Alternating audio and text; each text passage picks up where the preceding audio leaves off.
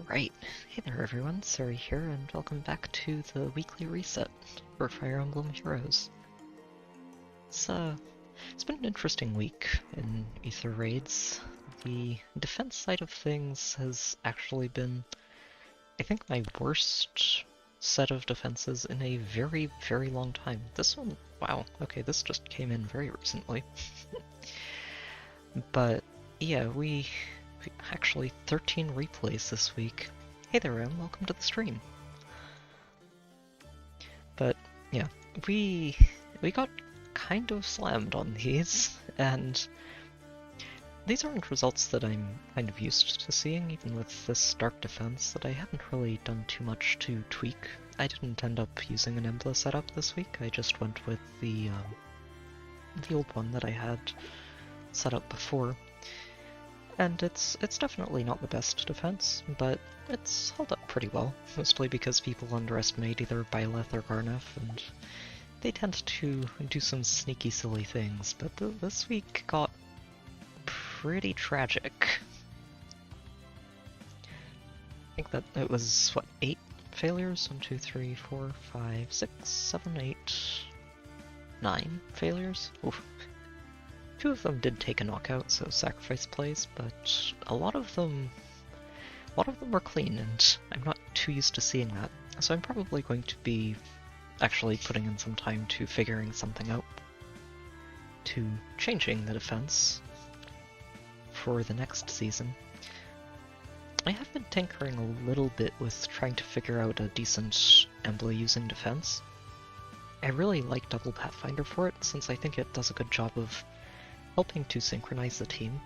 This concept is basically just using one ranged unit with Dogger for Pathfinder and a normal note for that Pathfinder. I would probably want to give her Canto control for this, and then uses just a spectrum of melee to be the actual threats on the team. Niffle's fun. I don't have a summer Niffle right now. I actually fed my only one to hell, so I don't have one to use. But I do think base Niffle's still very solid, and the flash effect she can apply, even if she ends up dying afterwards, means that it's a lot safer for people like Roy or Embla to move in and take a shot afterwards.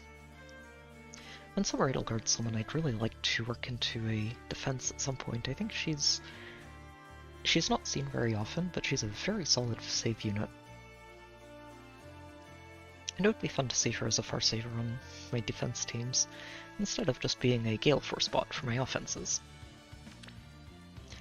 So let me take a look at some of these failures and see if there are any particularly degenerate nonsense matches that we'd like to take a crack at. Okay, so this is a bit like what I've been using on my offense teams myself with Ninja Lake Yarn. They're just using Camilla instead. And yeah, honestly, Camilla's really good. And sadly my Hardy Bearing unit is Bramond, who is not going to be able to carve through this red stat. Backing her up with Thor means you've got plus 10 true damage per hit, and then just 4 mythics.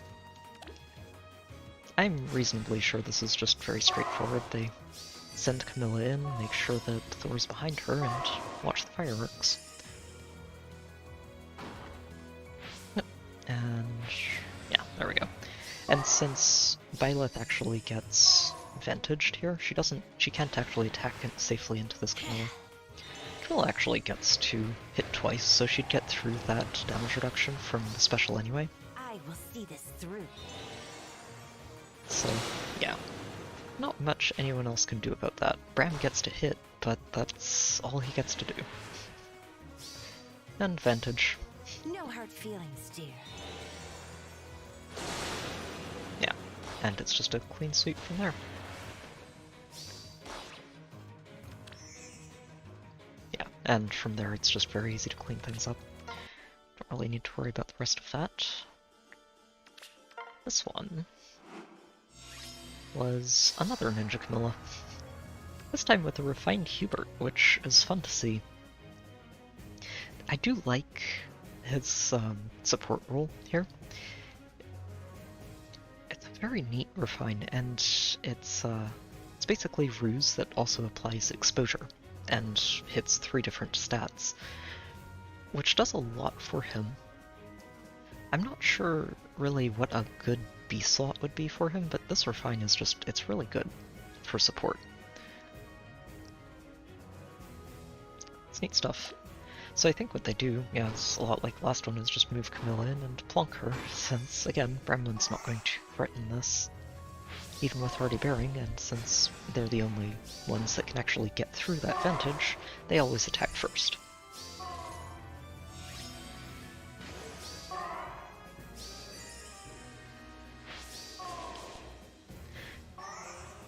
I think it's worth noting, though, that if most of these losses are just to Ninja Camilla, we might not be seeing as much of her outside her bonus weeks, since it tends to be a bit trickier to work in carries if they aren't bonus units, especially if you're using 4 mythics with them. Yep, and there we go. Sadly, even though they do go in on turn 3 here, Camilla is a mage and is not affected by Bremlin's start of turn effect. So she gets to just run right through and sweep through the team. And again, Byleth doesn't have Hardy Bearing. Actually, something I've thought about giving her is Hardy Bearing, since on a defense team, Brave Byleth isn't someone who's really going to be trying to vantage sweep anything. She just wants to attack into things. And giving her Hardy Bearing and switching out her B slot means that she could do that a lot more consistently. I don't know if it would be enough to punch through a Ninja Camilla, but it's worth thinking about. Especially if I gave her Water Sweep. A Water Sweep Hardy Bearing Byleth combined with Bremlin might be a lot of fun to work with. So this one, oh, this one didn't bring, okay. They did bring a Brave Seliph.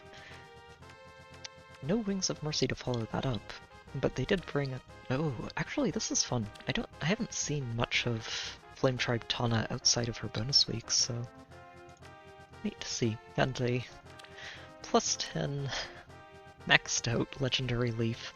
He's going to be getting a remix pretty soon. This is an impressive leaf. I think I'm seeing how they beat this, though. Even though Leaf and Self can have a bit of trouble navigating around these forests, Leaf is not going to have too hard a time punching through Idun, I think. And, well, they also have Tana to do that, and Self probably kills basically anything outside of Idun, and he might even kill Idun too.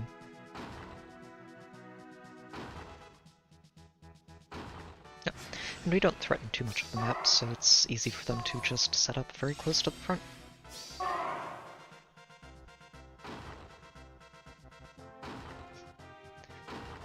Just pick off all the structures, and then get ready to clean things out.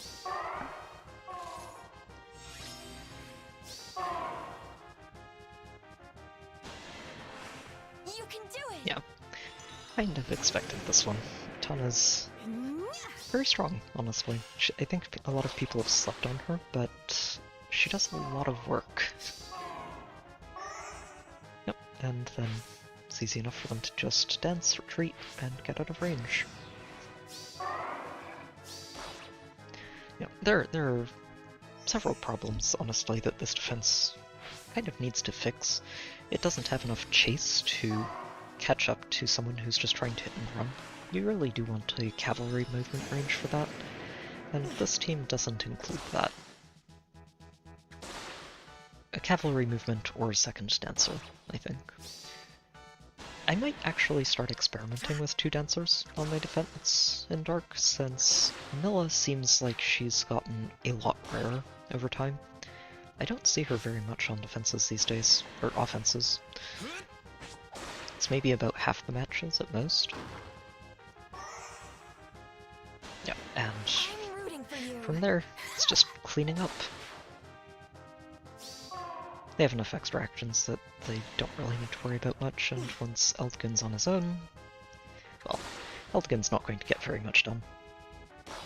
Yeah, I expect Leaf is going to get really wild, and welcome to the stream, Monty. It's going to be interesting to see if he gets 2 remixed skills. I think we're going to see that first with Altina. If Altina gets... well, Altina should get remixed first next month, I think. And it'll be really interesting to see if they start giving people a sort of double remix. For Leaf it would be for S-Drink and Nuren's Seal, and for Altina it would be for Ashra's Chosen and Twin Blades. Very, very much looking forward to seeing how those work out. Oh, this is the one we just saw. Never mind. Oop. Getting a little bit of lag there. There we go.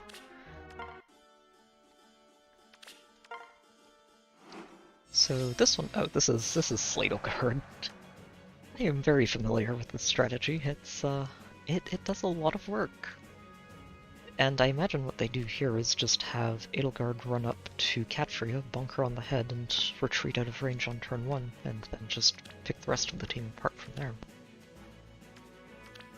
Edel's very good, honestly. I don't know how much people have quite realized that she was going to be as good as she is. Yeah, and they just go in turn 1. She has enough health to beat the Hex Trap, so she can just go in, knock on Catria, and retreat. Pivots right back out of range. And then they can just do it again next turn.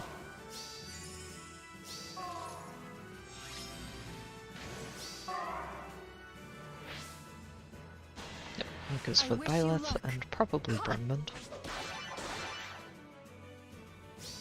Yep. I'll study your technique. I am planning to use a team a lot like this for Chaos Week next week. Speaking of, though, I wasn't keeping track, but we're on Book 6 bonus units for Chaos Week, and that is going to be chaos, actually.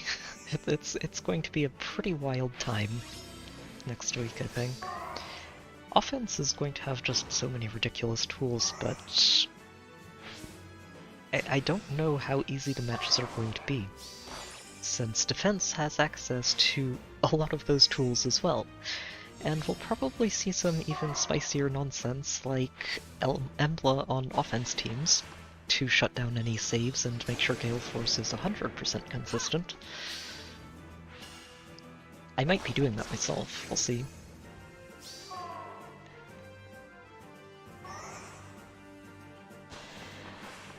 I do find it very funny, though, that Idun's able to just survive this Layla twice. It's not enough for her to survive forever. And, well, even though the team isn't getting knocked out here, they're eventually going to move into range for their squad to finish them all off. Without Byleth and Brownwind on the team and Catria to enable the mobility, they're very limited with how far in they can get at a time. I wish you luck. Ha!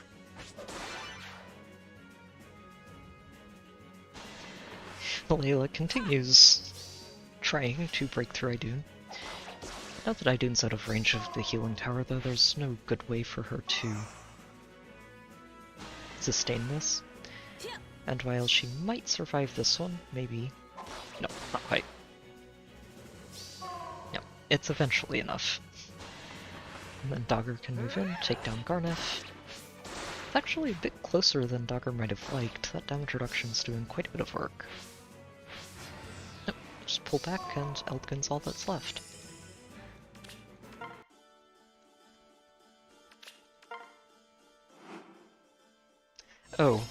Oh, this is, yeah, it's going to be some nonsense with extra actions, isn't it? That is a +10 Linja. Yeah, no, Idun is not surviving that Linja. She has Deflect Magic, and I'm starting to see a lot more physical multi-hit users running around. But, you know, then you also have things like Ninja Camilla, so it's hard to pick one or the other of Deflect Magic or Missile. I usually go with Deflect Magic since mages, as a general rule, don't have a way to punch through it, while physical users have either Deadeye or Lethality that can get through it very easily. Okay, so they don't go for the first turn, they just clean things up.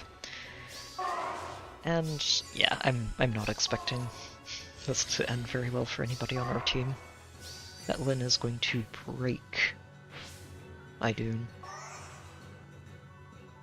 whenever they're ready to actually go in on it.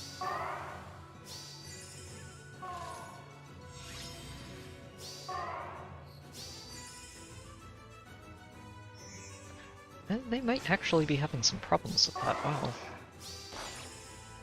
Really? It's wild, let me see. Oh, it's the Bright Shrine, they haven't broken it yet. So with the Bright Shrine active, she's only getting, let's see, that would be +5, 11. So that's 67 attack, and Idun's sitting over there with effectively 58. Yeah, okay, so she's not actually breaking Idun in one hit here, which is why they're sending Dogger in to try and do that instead. They just test the trap, back out, and they'll do it again next turn.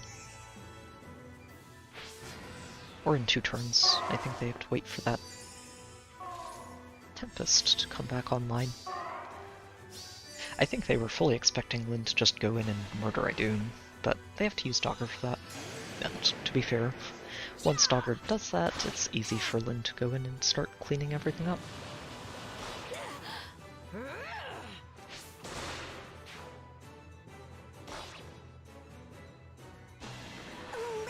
They did a good job of navigating around the traps here.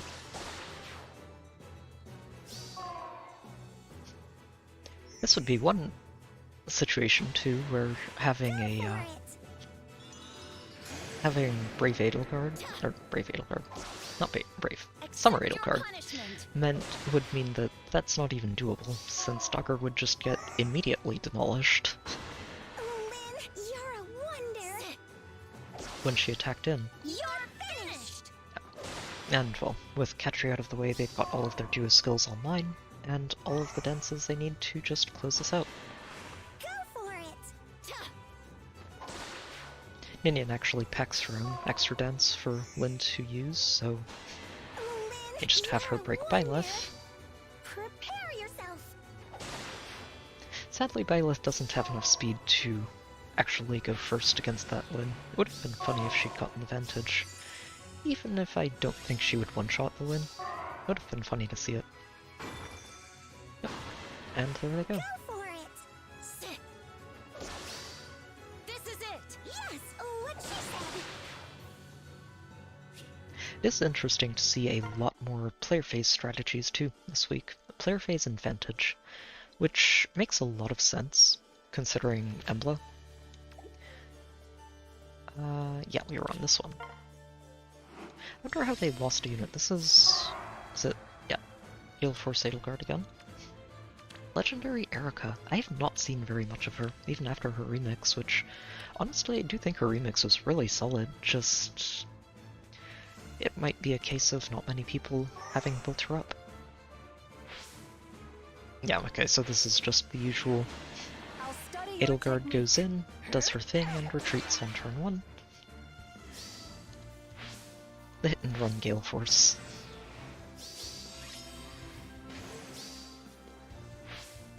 Yep, goes in, clears out our major ranged threats. Oh, just one at a time. They did... yeah, okay, there we go. I was going to say, wait, they should have a second Gale Force in there. Oh, it's a bit of a risky spot to move, but sadly, Garnav's not going to actually take down Edelgard, not without quads. Yeah, and from there, Adel's got a very easy knockout there on Garnav, and while I don't think she's breaking through Idun, she doesn't have to. They can just retreat a little bit and handle Idun whenever she gets in range of someone who can deal with her.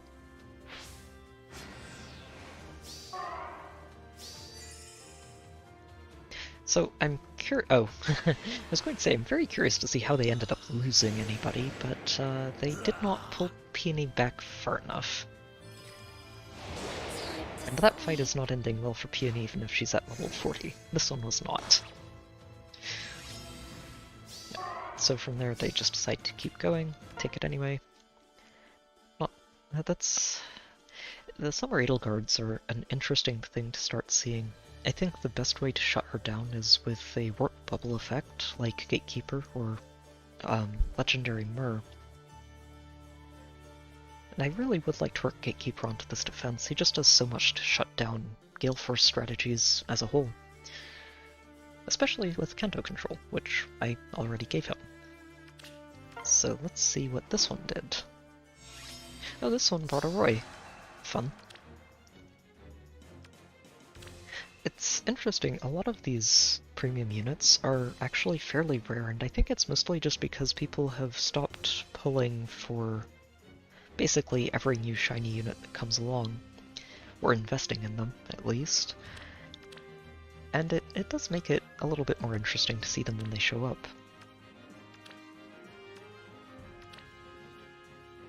Okay, so this is probably just going to be a hit and run with Yuri getting Eliwood onto that heavy trap, so that Eliwood doesn't have to worry about it.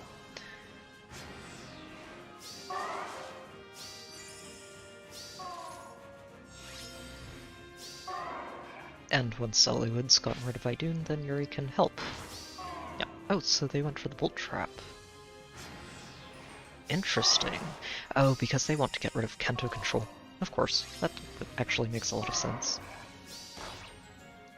Yeah, because once Kanto control's out of the way, suddenly they don't have to worry anywhere near as much about Yuri getting shut down after he foul plays.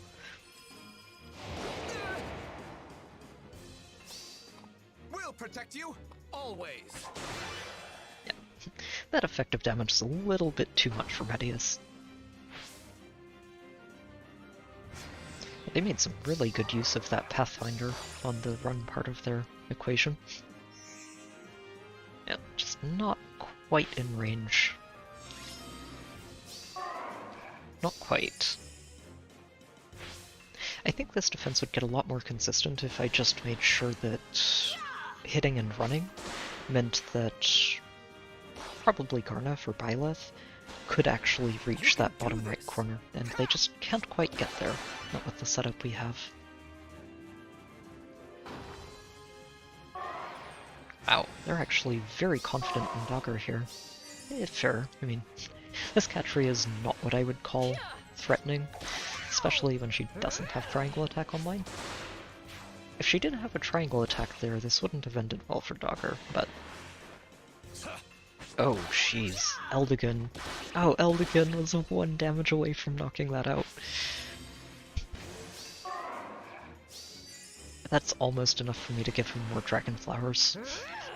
Eventually, I don't think I have any blue Dragon Flowers available at the moment. Oh, that was so close. 1 hit point. It's your time to shine. I think it was that close because Dogger actually went below 25%, which turned off both her weapon and her B-slot. Yeah, and Idun's the last one here, and that's not ending well when Roy has effective damage and color advantage. So let's see about this one. This, I think, is the last clean loss of the week. Oh, and it's another Camilla, this time with Boostable on top of the Thor backing her up. Yeah, we've seen this one before. This does not end well for our team.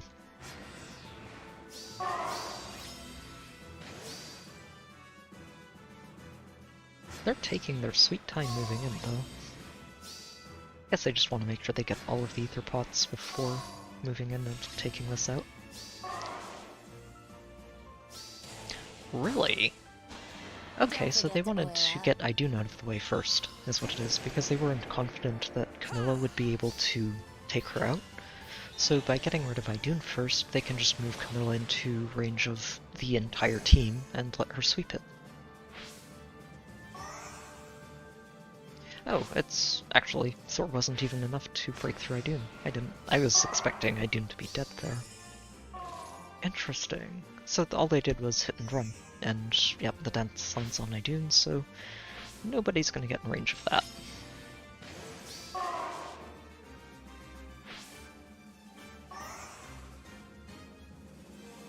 Yeah, okay, and here they finally decide, okay, we need to vantage some of this down. Oh, this was very close to disaster for them. If that had been Byleth and Garneth's spot, Thor would be dead right here.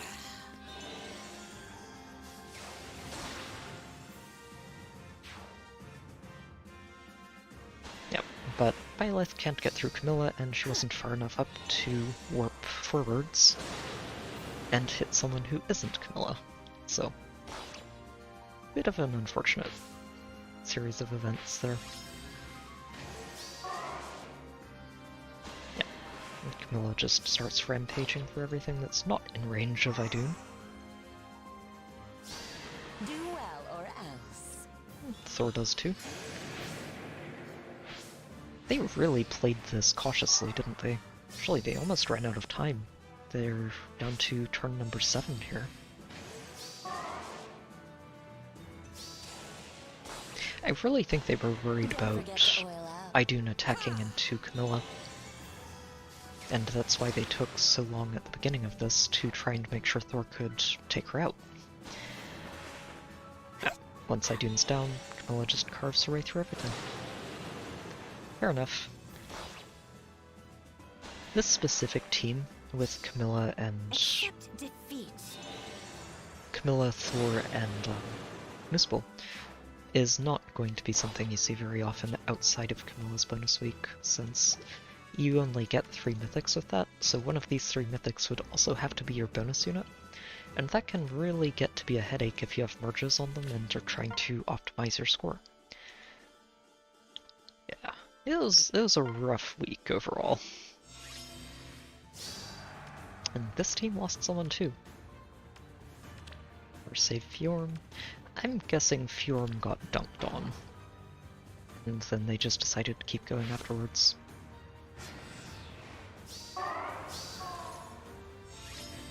Yeah, isn't it, though? I was actually really surprised to see that they were doing a Hero Rises promotion event for Engage. It's fun. Honestly, I'm kind of glad they're doing it. It's a nice way to just hype up the new game and get people interested. I'm very curious to see what they do for the release of the game, if they handle it like 3 Houses, where we get a new banner with characters from the new game, along with potentially a freebie for anyone who picks the game up. But A Hero Rises this year, I'm fully expecting it to be red. A lot of red there. We've got so many good picks this year, and it feels insane to say that Duo Crom is on there because it feels like he's been around for longer than a year, but he is, I think, the first red option for A Hero Rises. And then after that we've got the Duo Ike, we've got Summer Edelgard, we've got Embla and Veronica and Duo Duma, we've got Ninja Camilla. They're just reds. We've got so many reds. I detest swimming. 3 Houses, yeah, we did get a lot of 3 Houses banners over time, but it's kind of fair, I think. I think a lot of, when we look at that in the middle of it, it feels like we're just getting drowned in 3 Houses, but it really is mostly just helping the game catch up to the other games that are already in Heroes, since there's no representation at the start of it. Yeah, I think this is where they end up losing someone. Unless I missed it, I wasn't actually paying too much attention here.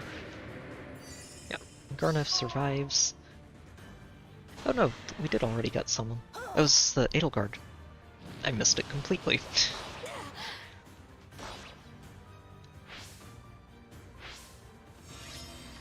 Wait, who knocked out Edelgard? Here, let me turn off the animations for a moment and go back. Trying to figure out how Edelgard ended up dying there. I'm too used to using Summer Edelgard myself, and just making sure that she is never actually in any danger because she has so much mobility. Probably going to end up using her quite a bit on the in the Chaos Week, because she's going to be a bonus unit again, and that's just ridiculous.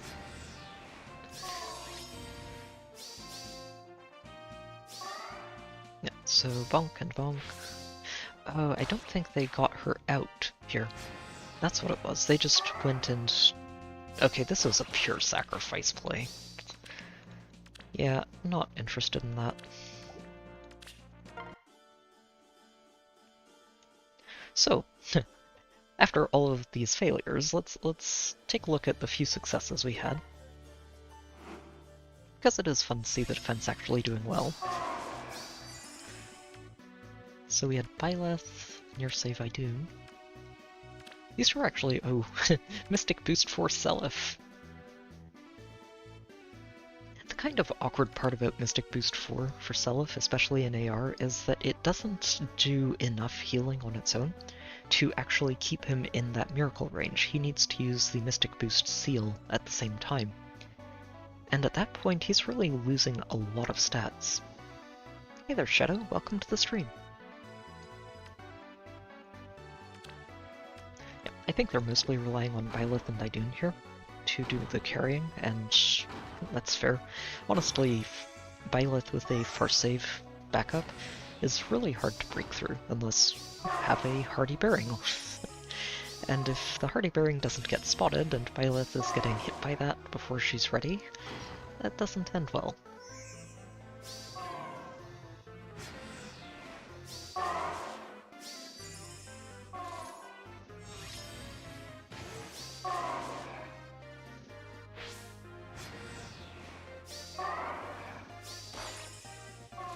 They did wait out Garneth. They're not getting caught off by that turn 3.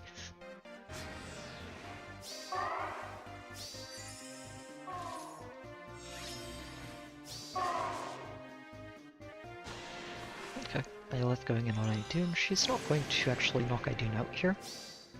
With the goddess.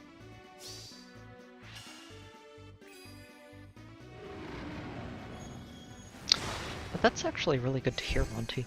I did end up pulling a second Embla, and I have been thinking about using a double Embla squad, especially after this week, which was just so tragic. Stay where you are. I might end up doing that. I kind of have a draft that's a melee-focused Embla squad, but it doesn't run 2 Emblas, and that means it's mostly focused on denying the ability to bait the team from out of range of the Embla's of Embla's skill. Forgive me, everyone. Yeah, and well, Byleth just going on a rampage against herself here. Actually, very impressed that mine was able to outspeed theirs, since usually it's the offense is a lot more favored in stat checks. Just because you have the ability to stack those stat checks a lot better. That Idun is not surviving. Color advantage or no, Garneth is shredding that. I'm sorry.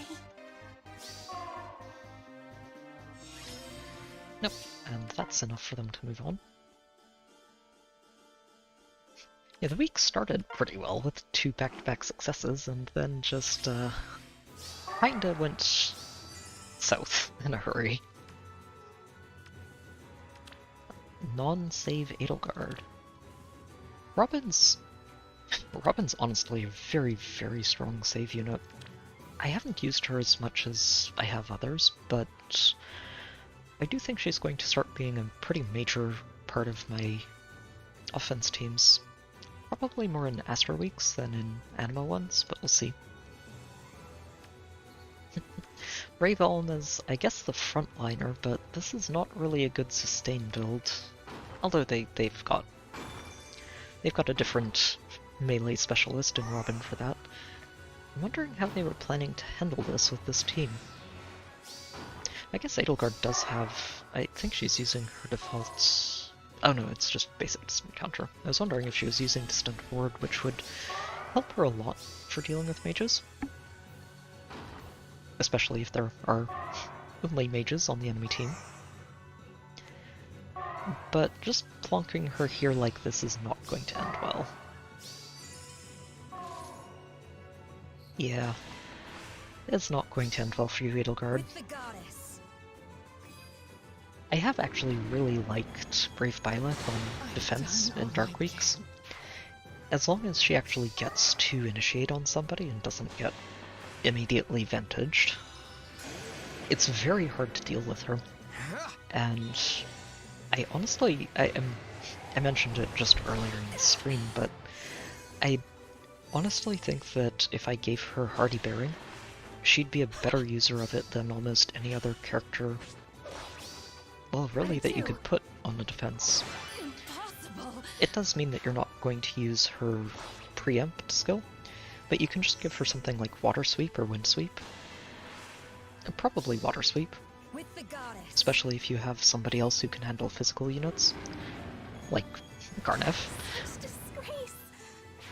And if you give her that, she cancels out the drawbacks of Water Sweep just from her weapon, and without being able to vantage her, there's not a lot that too many people can do to survive her. So this one was another success from earlier today. Oh, a Brave Dimitri. A raid boss Brave Dimitri. Oh, that's a +6 Elliowood, wow. Very impressive. And a +6 Dimitri, too. With bonus tripler and null panic, flame backup and lure backup, oh my. Look at that. So I'm guessing they just fully expected Dimitri to crush this. And I'm also guessing that they were not expecting Byleth to just beat him up. Because I'm not seeing who else would manage it here. Bramman's a maybe, but I'm pretty sure this is going to be Byleth. Nope. Byleth moves in. 53 times 4. It's going to get cut down a lot by all that damage reduction, but she's still doing damage. This battle is over. And more importantly, she's quadding him. And also, no follow-up stops him from being able to do anything about that. Wow, this follow-up hits did a lot less damage. Oh, she just went and sniped the flame afterwards, of course. Because Dimitri can't really do much about knocking Byleth out. So, if you don't have his backup out of range, this'll happen. Mother, soon. Yeah, that's one of the things that I kind of look at when I'm putting the defense together and thinking, I just don't have merges on a lot of the units that would enable some of this degenerate nonsense, like Dogger. Mine is just a neutral +0, and I'm not so sure she's going to do well on a defense team at that level of investment.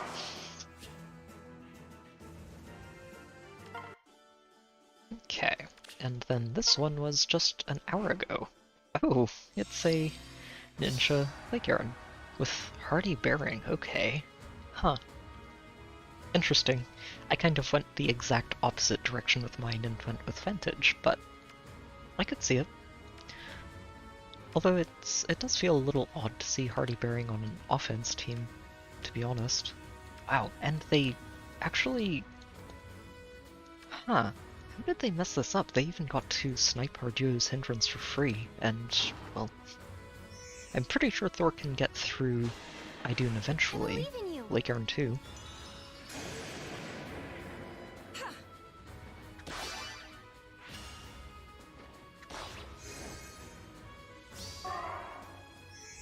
Nope, dance and... Oh, wow.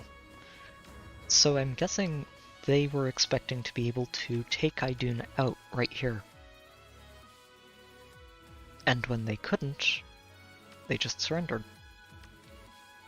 So I think what they were planning to do is hit Idun, then finish her off with Lycaron, smite Lyn over here, and get her out of range? Maybe? I don't think that would have worked though, because Lyn couldn't dance herself since she hasn't attacked. I don't know, it's an odd one. Well, with that said, let's start getting to our offense matches. I would like to rematch you, I think, because you took lift from me. You're not the only one, but you did take lift from me. So, let's check out what you've got.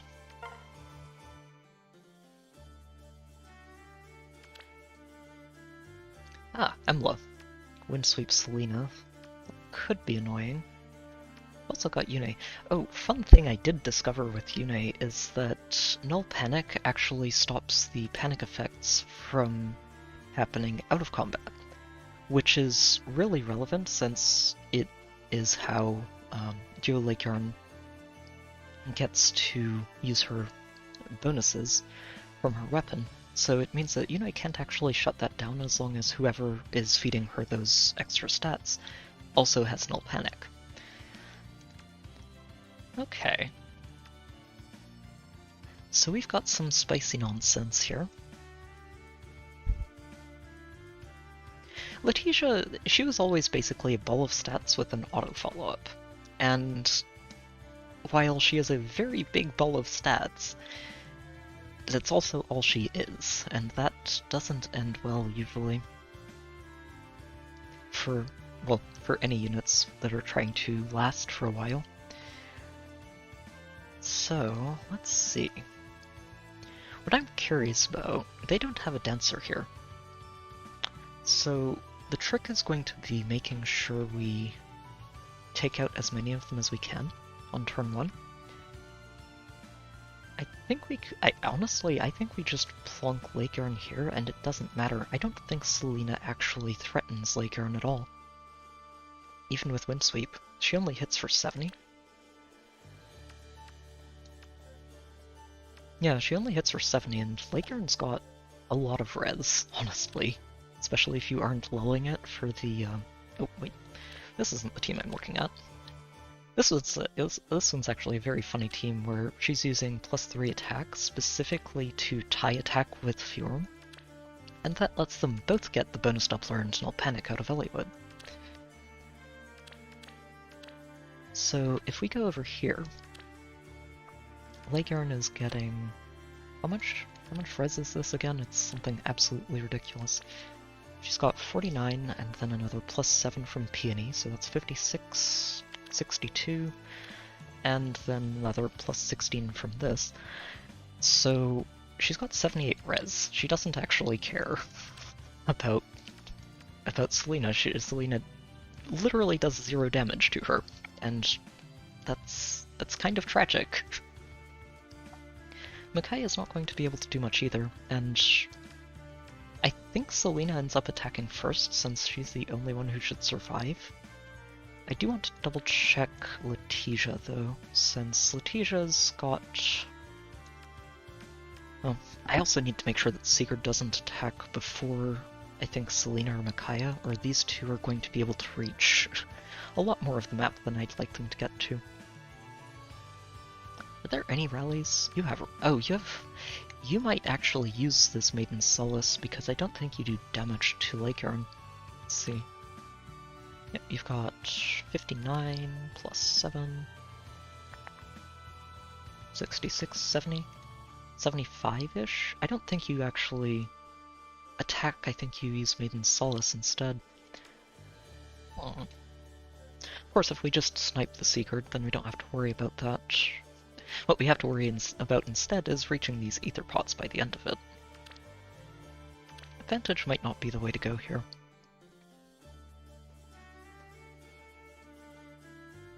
I could just let Dimitri go in and kinda laugh at everything.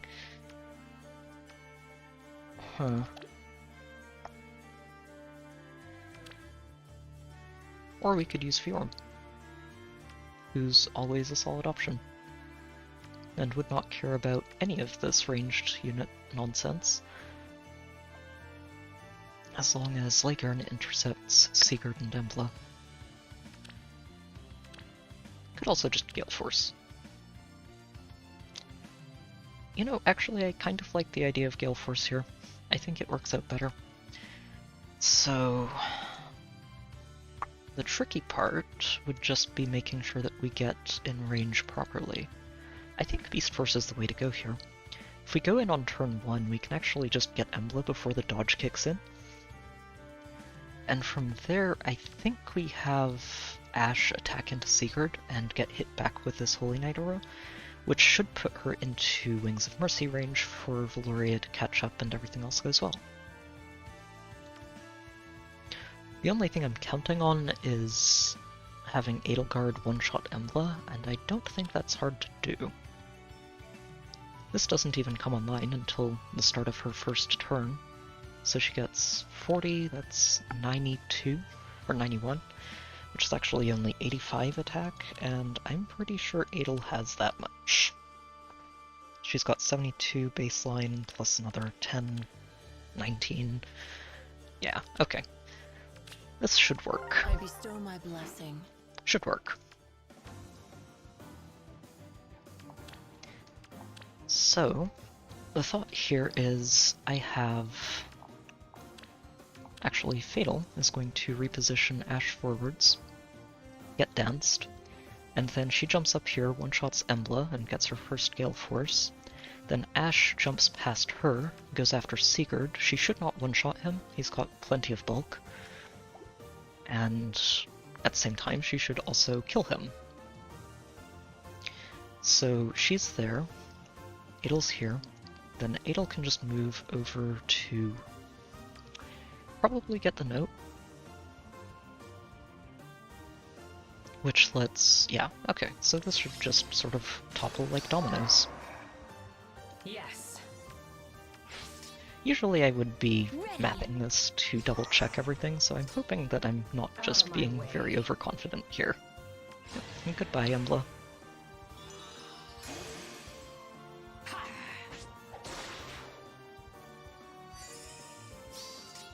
Okay, and Ashe, you go here. Perfect. Directly into Wings of Mercy range. On your guard.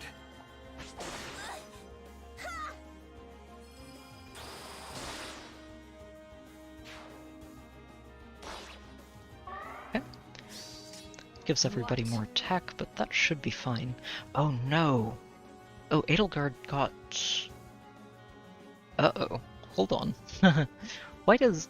Did Edelgard not meet the attack check? No, she has a special fighter. Why did she... Oh, Embla must have guard. I don't know how I forgot that. Huh. Okay, I'm going to need to think about this a little bit more, then. Let's see. So we've got... Okay, so if Ashe knocks out one more, she can take out... Okay, she can't take you out without getting more people in range, which is doable. From darkness into darkness. Shoot, I was actually really counting on this. I completely forgot Embla has a guard effect. She must have guard or null acceleration in her kit somewhere, and I can't believe I forgot about that. I guess she is fairly new. So if we have you knock out Letitia, that lets Valoria warp in here and take out Selena, and then if we have, let's see, Yes. Adel should be able to take one hit from Yune. If Adel moves here to break Micaiah, then Ashe can move in here and keep Yune locked in. Okay. I do not object. Wait, no, Ashe has already used her first action, that's right. So Ashe attacking here no longer gets to do very much. What? But I think it's okay. So if we take out Letitia here, then Valoria warps in and gets her first Gale Force on Selena. Then you warp past that and knock out Note, and then... Shoot. No, then we're still stuck.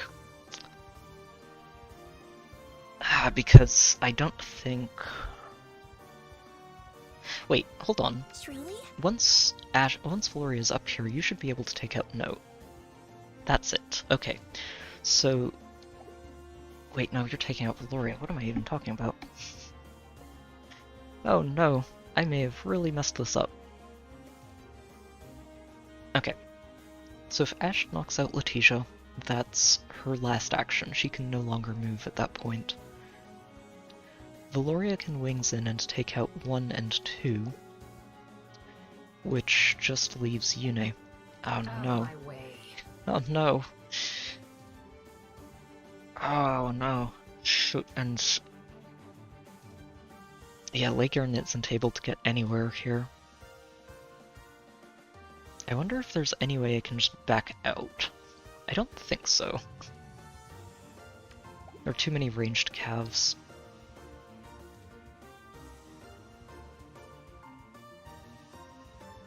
Hold on.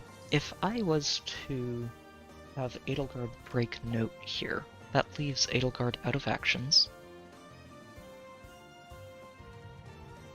That lets Valoria wing in and take out one of these two. If Valoria takes out Selena, then... but we still have Yune attacking Ash, and that's not something we can let happen.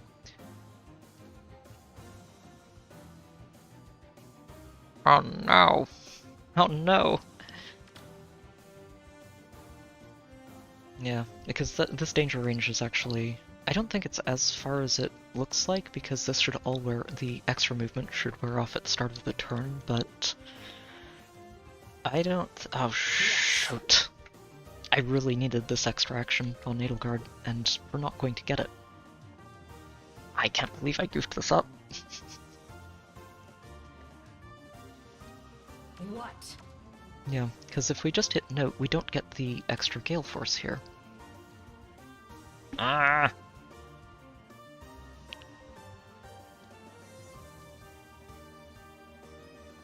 Like, as long as I have Edelgard being the only one that Yune can attack, we're fine. That's funny. You don't have null follow-up, so you don't want to get hit by this. It literally has to be Edelgard is the only one who can survive that. Huh. I would love to see a crazy Yune in Binding Worlds. I'd love to get one. I think I gave mine Impact and her Refine already, but there's still some very neat things you could pick up, like Unity. And I'd love to get a full set of Dragon Flowers on her, more than anything. Just saving, what, 2,400 Dragon Flowers worth of extra stats? That does a lot for how well she can perform in any mode.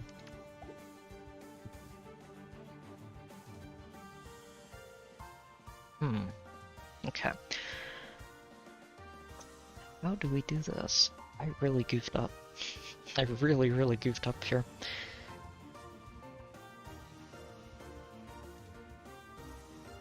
Yeah, because Ash does not have any more actions after her next attack. We have 2 with Valoria, we have 1 with Ash, and we have 1 with Edelgard, which can take out 4 units. The trick is making sure that the 4 we take out let us navigate this properly. Hold on, if I have Ash take note out from this tile, and I can do that just by moving Mela forwards. Truly? No, she doesn't yet, but as long as she gets a follow-up, she'll be able to take note out. So if we do this here... the trick is that we need to take out Micaiah, honestly.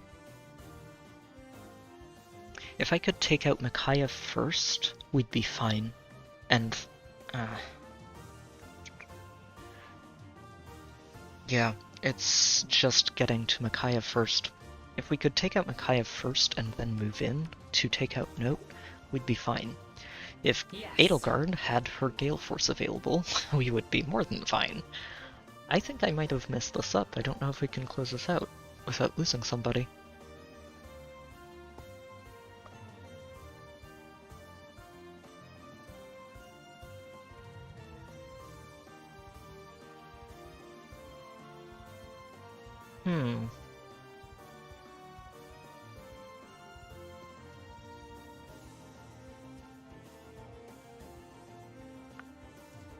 I wonder.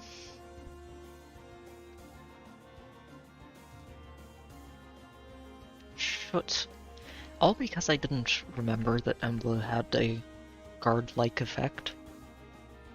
I'm very annoyed by this. Okay. But...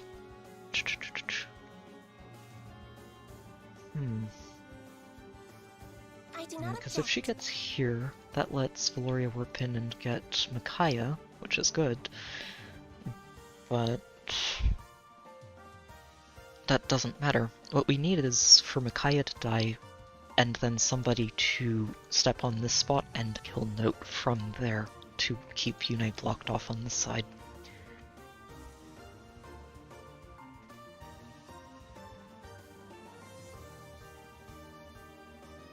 Or maybe I'm thinking about this the wrong way. What if we just block off Letitia instead? Wait, that does it, doesn't it? So if we just take out Note first, then Valoria warps in here, takes out Micaiah. Oh wait, no, hold on. Yeah, I think this is correct though. If we take out these four instead, and block in Letitia, then we should be okay. So, actually, if I just smite Peony forwards, then that gives you your auto follow-up, and you should be able to take out Note.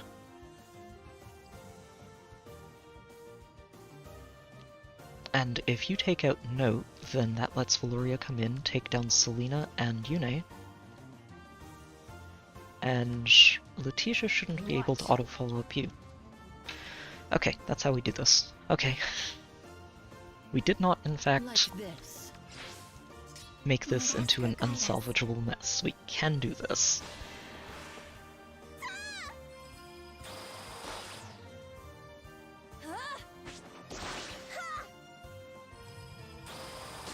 A little bit too close for comfort, but you know what? We can live with it. Gloria, you get in there, take out Selena. Oh, and I can just have Edelgard finish off Yune here. Then we don't even have to tank anything from Letitia. Okay, it took me a little bit too long to arrive at that conclusion, but it's okay. We got there. So yeah, definitely going to remember that bit about Embla needing a tempo, which should be doable. Maybe I think we finish it here, yeah. Letitia should be very easy for... yeah, we do knockout, so go get him Peony, go get him Valoria, and finish the match, Ash. Whew, okay. A little bit hairier than I was expecting it to be, but it's okay. Still made it through.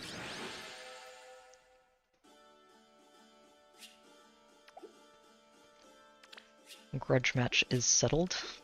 I wonder if anyone's got an Embla on the front of their team here. I don't see one. Let's just queue up. I'm curious to see what kind of Embla defenses there are out there, just in the wild. And this one's not an Embla defense. It is a Hardy-bearing Crom defense, which... okay, they do have Catria too. That is a memory. Near safe memory. Cool. Not the near save that I usually expect to see, honestly. Also got a far safe Hector. I think this is vantageable. Oh wait, maybe not. There's Byleth too. The Byleth is the one I'm more concerned about when it comes to vantaging this.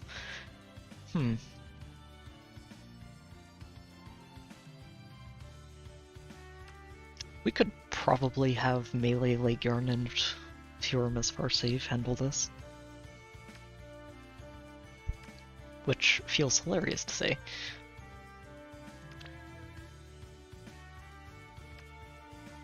I'm curious to see what Mamoru gets for her fine. It could be something really solid. Let me see. There's a lot of green here. We could also probably Gale Force this. That is an option. There are no guard effects on this team. Not even from you.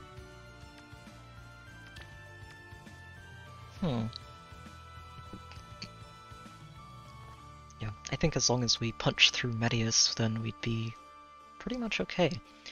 And Medius can be res checked on turn 1.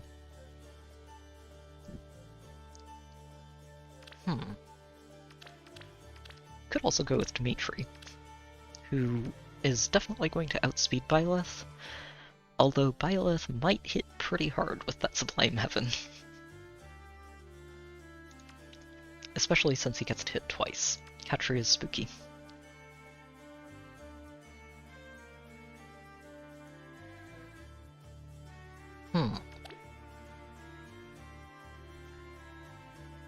I feel like this was a Twitch TV username a while back. I don't know, but I think I remember running into them and it was a Twitch thing in front of it instead. Ketri is a little bit annoying. I don't like her. I do think that Leigern can actually just kill Hector outright without too much of an issue. The trick is making sure that we get that and then also survive whatever else is coming in afterwards. Maybe Gale Force is the right way to do this. We'd have to get through Mummery first, but that's probably not too hard for Ash to do. He does have no follow-up to punch through that. Close Defense 4 might make things a little tricky though. Yeah, that's what, plus 12, 16, 22 defense? That is a lot of defense, isn't it?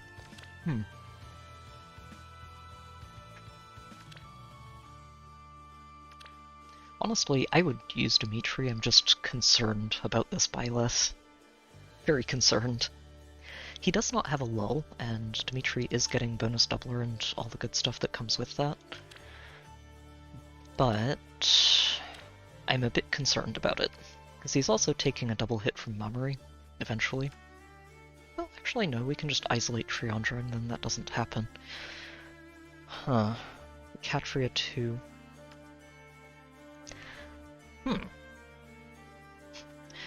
Again, this would be the one I'm most concerned about.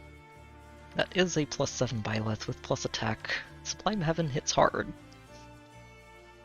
And then he gets another hit on top of that. The second hit does get mitigated, but that still might be too much. But Sabotage Speed, Sabotage Defense, no Sabotage Attack. We do have double distant guard that we could give him. And he would also have a defense tile and not care about Panic Matter.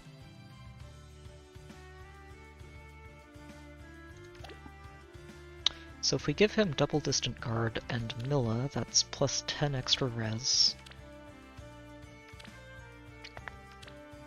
And this is 12 extra res as long as... Oh wait, do I even have... No, I don't have plus 6 res from anything for him, so it would only be plus 6 from that, thanks to Peony. So Peony gives him basically plus 14 res. Then he gets another 5 from this. I don't think that's enough, that's only 19 res, that's 44... 46 I think, res. And that's not going to let you survive that Sublime Heaven, I think. Let's see. What do you think about it?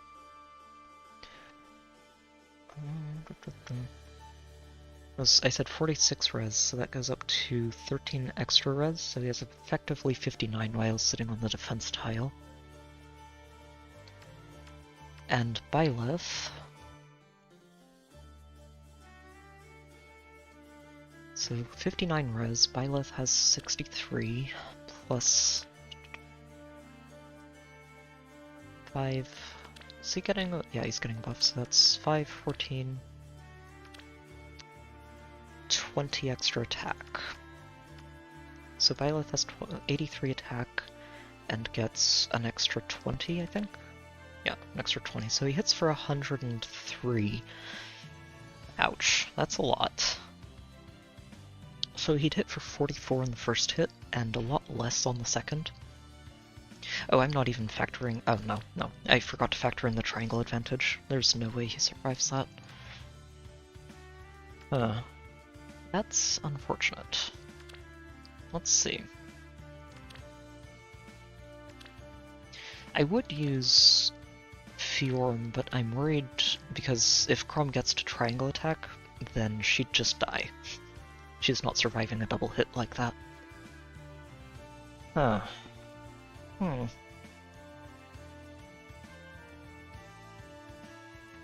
there any rallies we can abuse? Nope.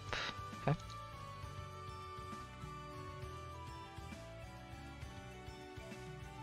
Yeah, this is a bit of an annoying setup, isn't it? If you're trying to tank it. Or if you're trying to Gale Force, this memory does a very good job of getting in the way. I'm surprised, honestly, that it's this straightforward. I didn't end up putting enough variety on the teams this week. I wasn't thinking too hard about it. Let me see. If I have Lakern pick you off, and then retreat out of range on turn 1, we could potentially go ahead and get...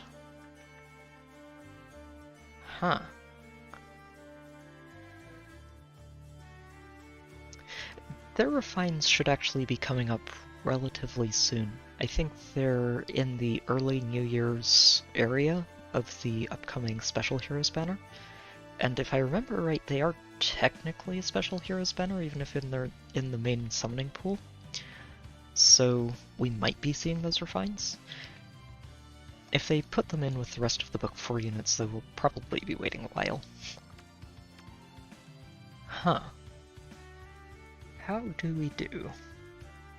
How do we do?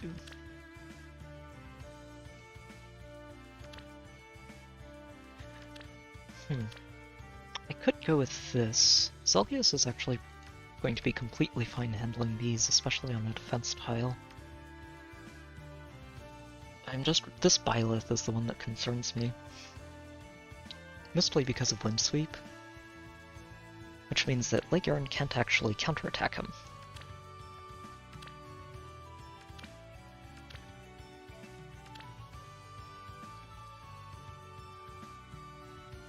So... Okay, Ash, how much attack can I give you? We got 67, 69... 72, then 86, plus another 3 here, so 89, 91, 95. Wait, hold on. Am I counting this right? 69, 73, plus 5 is 78, 82. Yeah, I don't think she's really going to hit this memory very hard. 82 into... It was plus 20 defense, right? So it starts at 38. It's actually plus 13 because we have a sabotage. 38 goes down to 25. Oh no, she's just out of range of one-rounding the memory. That close defense 4 does a lot of work. Does a lot of work. Yeah,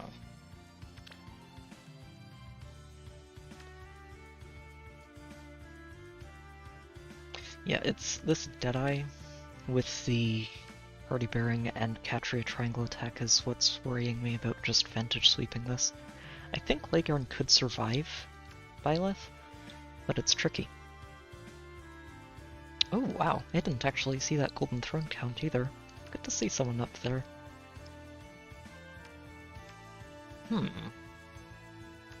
What a nuisance.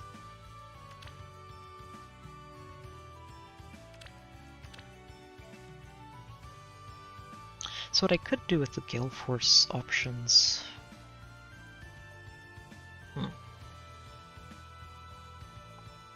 I don't know that I can actually get this on turn 1, so if we go at this with Gale Force, we need to be able to actually close out everything in one go. And that could be tricky.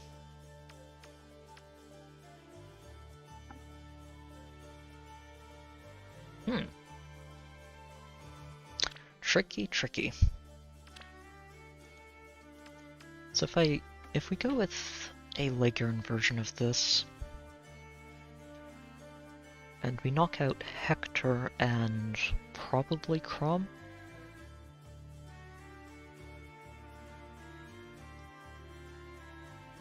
And if Friandra's isolated, Crom, actually, we shouldn't even have to worry very much about him as long as she has IOTs. Oh, hold on. Okay, this is something I should actually be checking. Can Leguern with Zelgius survive the Byleth? He has, what was it, 83 attack? Which goes up by another 16. And then he gets 20 on the Sublime Heaven. So he's got 99 attack times 2 plus 20. I don't know. That seems risky, especially since we don't have bonus doubler or a full set of stats for her. She can hit him with attack smoke, which helps a lot, but that feels like it's too much. Especially since we don't have panic immunity, so we'd have to break this panic manner and...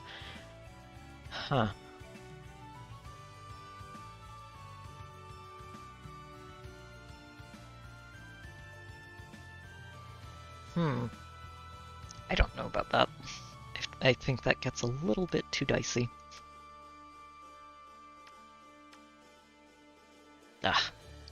Why is Byleth in season?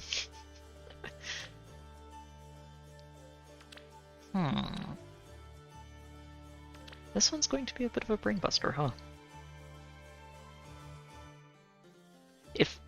Okay, what I could do is, if we can have this version of Leguern take out Hector, and then also kill the Crom, then suddenly Fjorm has no problems handling this, and Leguern should actually be able to handle all of this. I'm not too worried about any of these.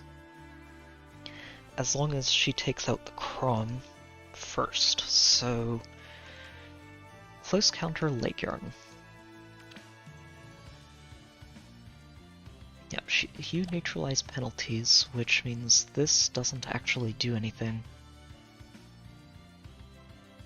Well, it gives her -4, so that's basically +4 attack. If she's getting +16 from that, that's 67, 83, effectively 91, and let's say +5 from there. So 96 attack, probably? And you have +7, right? Yeah, so there's a drive defense there. So 97 into you at 51. He does get a Sacred Cowl in there. She does 46 on the first hit, and...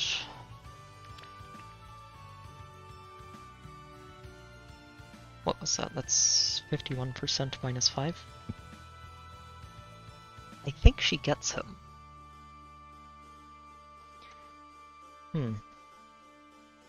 Okay, so if she can kill Hector, then get danced, and also kill the Crom, then we're basically just counting on her surviving these 3. And she does have healing with Soul, so anyone who triangle attacks her gets lifesteal directly into her. I think this might work. They are immune to panic, so I don't have to worry about that. We can just plunk Fjorm right here. And Fjorm's not going to have any issues with Byleth.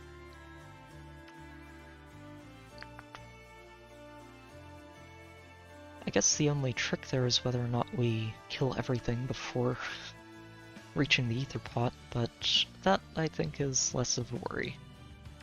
This is our last match of the week. If I miss one Ether Pot, I'm not going to be too disappointed in myself. I'll be a little disappointed, but we'd be able to live with it. Oh, wait, who's... Oh wait, no, that's going on to Crom. Never mind. I was going to say, this is a defense opening that I didn't quite catch. She can kill this Crom, right? That is a thing she can do. She's getting lulled, so Eliud doesn't add anything to that, but she still has... What's that? 64 plus 16 is 80 attack, bare minimum. Probably 85, which gets triangle advantaged up to... like 102. Yeah, I don't think he survives that. That's 53 plus 6, that's 59 defense. Yeah, no, he gets clobbered. Okay. So, I think this is how we're going to approach this. I was not expecting to use this team this week, but you know what? Let's give it a shot. We're going to have to take a few turns just to get ourselves into this properly. Also probably want to break this Bright Shrine so that it's not landing on Fjorm, which is important. The bright side of this... Oh wait, I'm about to say the bright side is we get to pulse away these, but we don't, because Byleth is going to eat that pulse tie, and then recharge it every time. That's okay, we can still make this work. We're just going to break things for the first turn, and start working our way up to this. Truly? Let's see now. I'll protect you. Sure.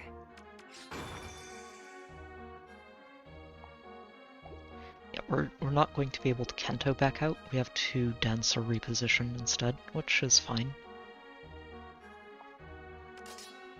Yep, you just go ahead and dance Ash. We'll get her over here. And I don't think I need to worry about isolating Triandra, since we're planning to knock out enemies anyway, so there's not going to be anything for her to dance. But I think I'm going to leave Milla here anyway, just in case something survives.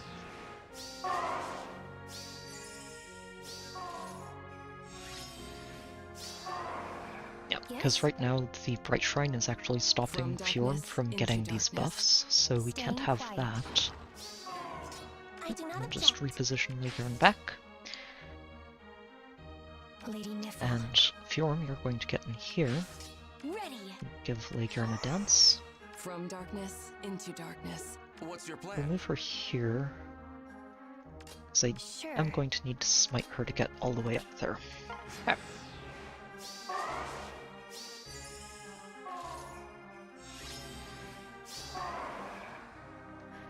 I may also need to move Peony down here if we want to take this Hector out. But we'll see. I'll protect you. So... Oh wait, you're not getting the buffs? Why not? From darkness into darkness. Oh no, Leigern, you have too much attack. Staying quiet. Oh no, why does she have more attack than I I'll protect you. Okay, no, never mind. We surrender right now. This is embarrassing. I can't believe I forgot that I didn't have Fjorm blessed. No, with that note, we're just surrendering it. We're going to go re-bless Fjorm right now, and yeah, it shows how much attention I paid to actually building these teams this week. I can't believe I forgot that. Oh, no, not the shop. For a blessing on Fjorm. Find her again. I can't believe I forgot that. That just... wow. It's been a long time since I've forgotten to bless somebody.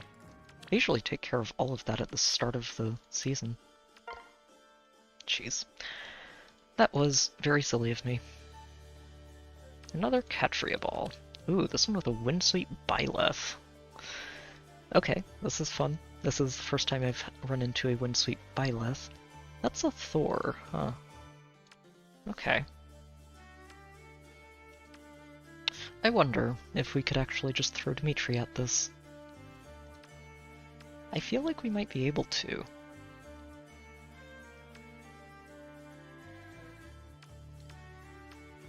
We isolate Triandra and plonk Dimitri here. All he has to do is take 2 hits from Byleth and outspeed her. Which could be easier said than done. Or we go with the melee Fjorm and Legion again and just not care because there's no Chrom to deal with this time. I think that actually works out even better.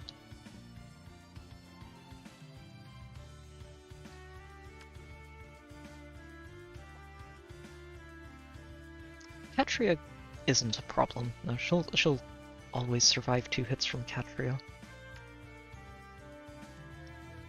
Yeah, I think we do the same thing we were doing last time, except this time we actually have the right blessing on Fjorm, so we don't run into something very awkward when we're wondering how I missed this and why Fjorm isn't getting buffs. How much speed does this Byleth have? I think it's a lot. Let's see. It's effectively 5, 9... potentially 9 from that. That's 18, 24 speed. So she has 76 speed. We have a sabotage speed on this team, so that goes down to 69 speed. Can Fjorm outspeed that? She should. Yeah, she's got bonus doubler and everything. She should outspeed that into W. Okay. And Thor is just, yeah, Thor is not going to have a good time with this. Glacies or not. That Glacies doesn't charge up too quickly.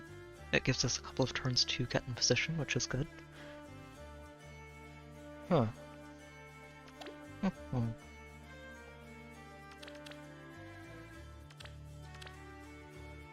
really just wanted to vintage something, but the Windsweep Byleth with Triangle Attack is probably a little too much. I'm surprised they went with Far Save Robin and Near Save Hector. It's an interesting take, especially since, oh wait a minute. Byleth is actually snipeable if you get someone all the way into here with a ranged unit. She's not covered by near or Far Save at all, since Robin's only covering these 3. That's a funny thing to notice. Huh. Very neat. Yeah, I think what I do is I just plunk right here. I'm pretty sure Legion just carves her way through all of this in melee, and Fjorm doesn't care about the ranged. So if Triandra's isolated, then we don't even have to worry about the Thor. And everything else just moves in to die.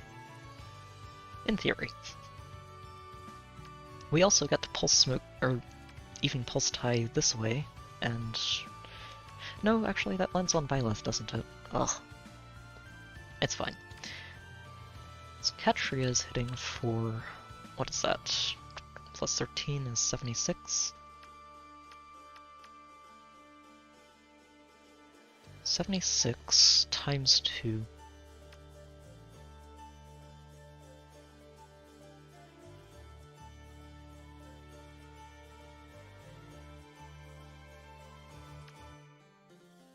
I think she'll be okay.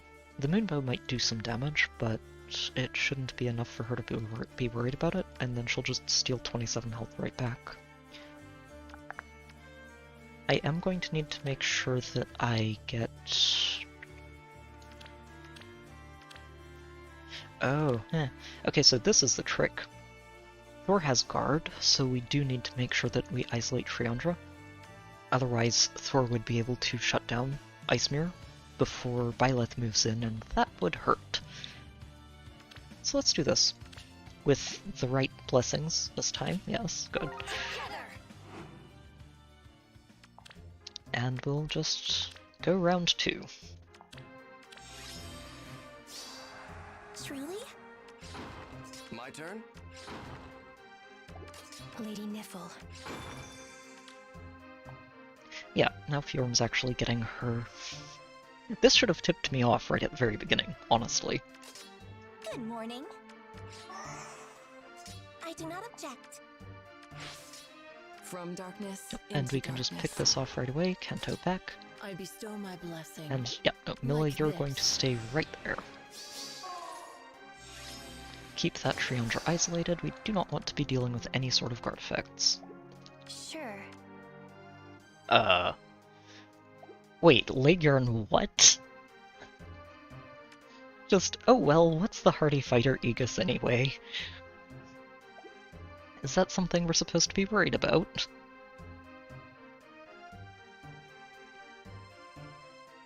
Jeez, okay.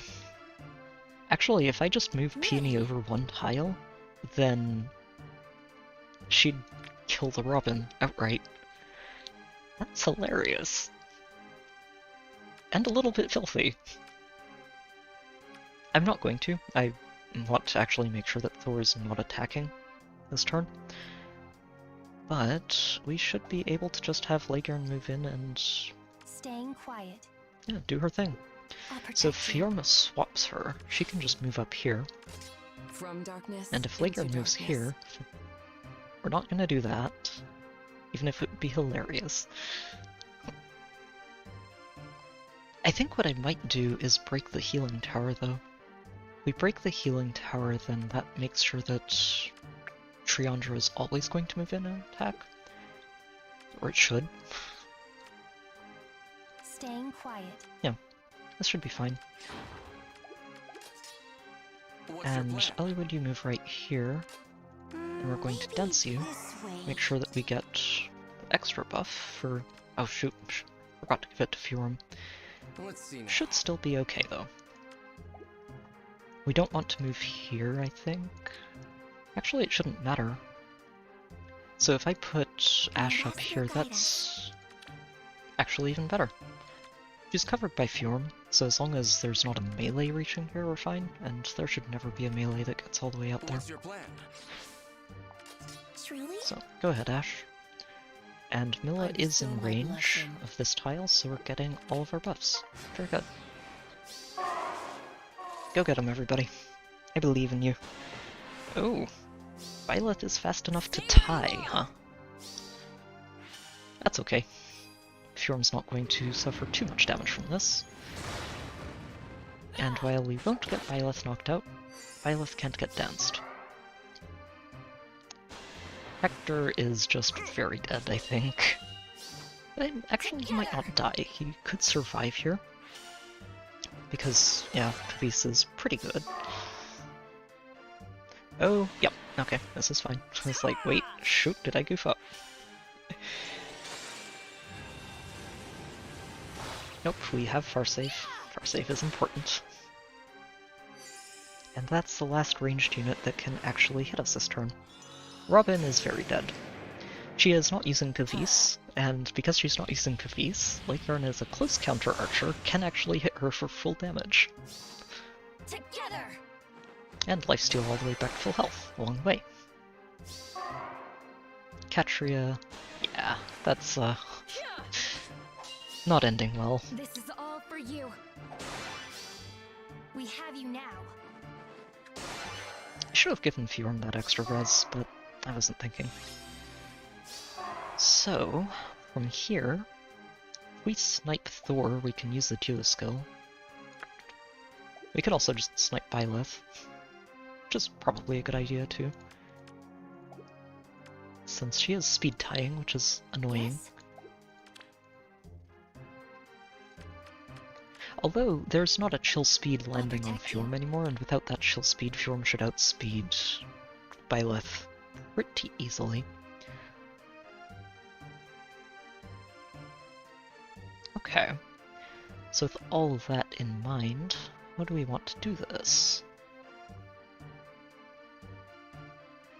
What I'm thinking is we snipe Thor and Byleth.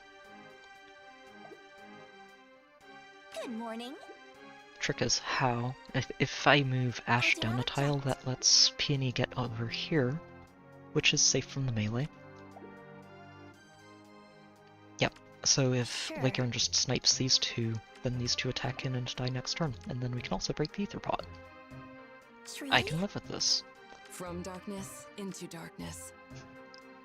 One downside of using Windsweep is you can't outspeed for this. Yep, just knock out From Thor, the shadows. no guard for you, Ready. then we dance you, Staying we quiet. can take out Byleth,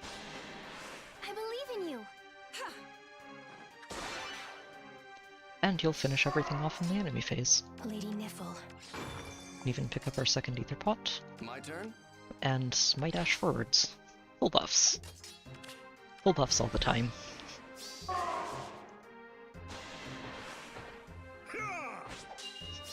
Pavis hitting ranged attacks. Grumble, grumble.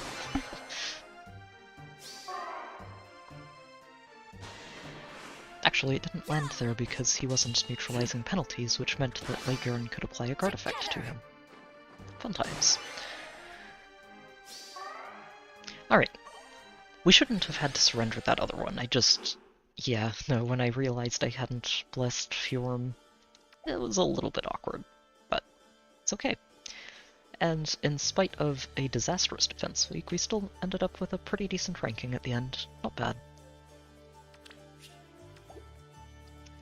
So from here, we're going to do a little bit of brainstorming for next week's Chaos Seasons.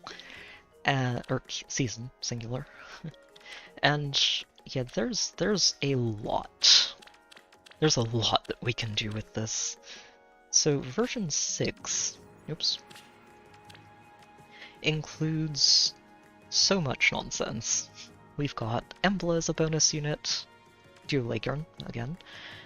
We've got Veronica, Tiki, who's really good, even though I'm not particularly happy about her being an alt. Got Robin, Air, Ascended Air, who sadly did not want to show up for me. Flame Tribe Lyn, Shez. I'm so tempted to give a Ganglot Axe to her. Still thinking about it. We might go there. The Brave units from this year, Byleth specifically, I think is going to be really spooky. Ascended Celica, Summer Edelgard. Also Ascended Florina, who, if you haven't used her on offense, is... oh, she's so good. As long as you can get her into her weapons threshold, she's legal map hacks. Honestly, she's so good. Also got Medius in there as a bonus, Fallen Rhea. There's a lot of bonus stuff. Crom, oh boy. Oh no, we've got a bonus week Crom again. Also Idun. Yeah, there are options for bonuses this season. Even Dogger and Ash. So, I usually like having at least one team with Hel on offense, just because Hel is so much fun to use on offense teams. I don't think I'm going to go too deep on her. What I think I'll probably do is... I mean, Lilith's a bonus, but I'd rather leave her with a support kit. But that's not hard to do if we back her up with... where'd Idun go? Okay, I sort by weapon type and just filter book 6.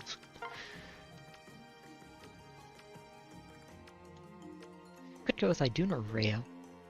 I think we'll go with Idun. Oops. Oh, get back in there, Lilith. Hel needs her null follow-up. And outside of that, oh, I think Elamine was a book 6 unit too, wasn't she? Yeah, she is.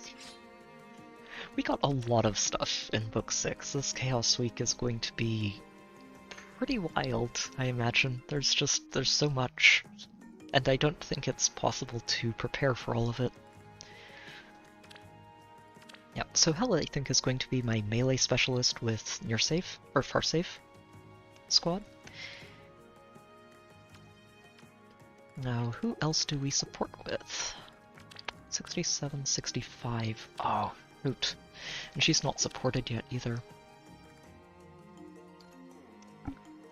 But neither is Hel. If I decide to support Hel and not support Idun, then they tie, and I could also go ahead and add in Eliwood, who is honestly turned into one of my favorite support units in the game. He's very, very good. Especially if you happen to have him with his super boon and hit points, which makes it so much easier for these pulse ties to actually work. Binding Worlds does not give you the merges. It gives you max Dragonflowers and all of the skills that they have equipped. but it does not give you the merges. I think this is probably a decent framework for the team. We have dragons, so this is fully online, and yeah. The best part, too, is that we can have Lilith get sudden panic, along with some extra hit points. Let me go ahead and use one of these. I think Elliott's using that first one. And... oh no, I have to choose between Goad Flyers and Ward Dragons. No! What I might just do is use Drive Speed instead, since it helps them both out a lot. This, I was actually just going through some of my stuff, and Panic Smoke is a skill that Hel got incidentally that might be fun to pass along in Binding Worlds, since she is a Book 4 unit.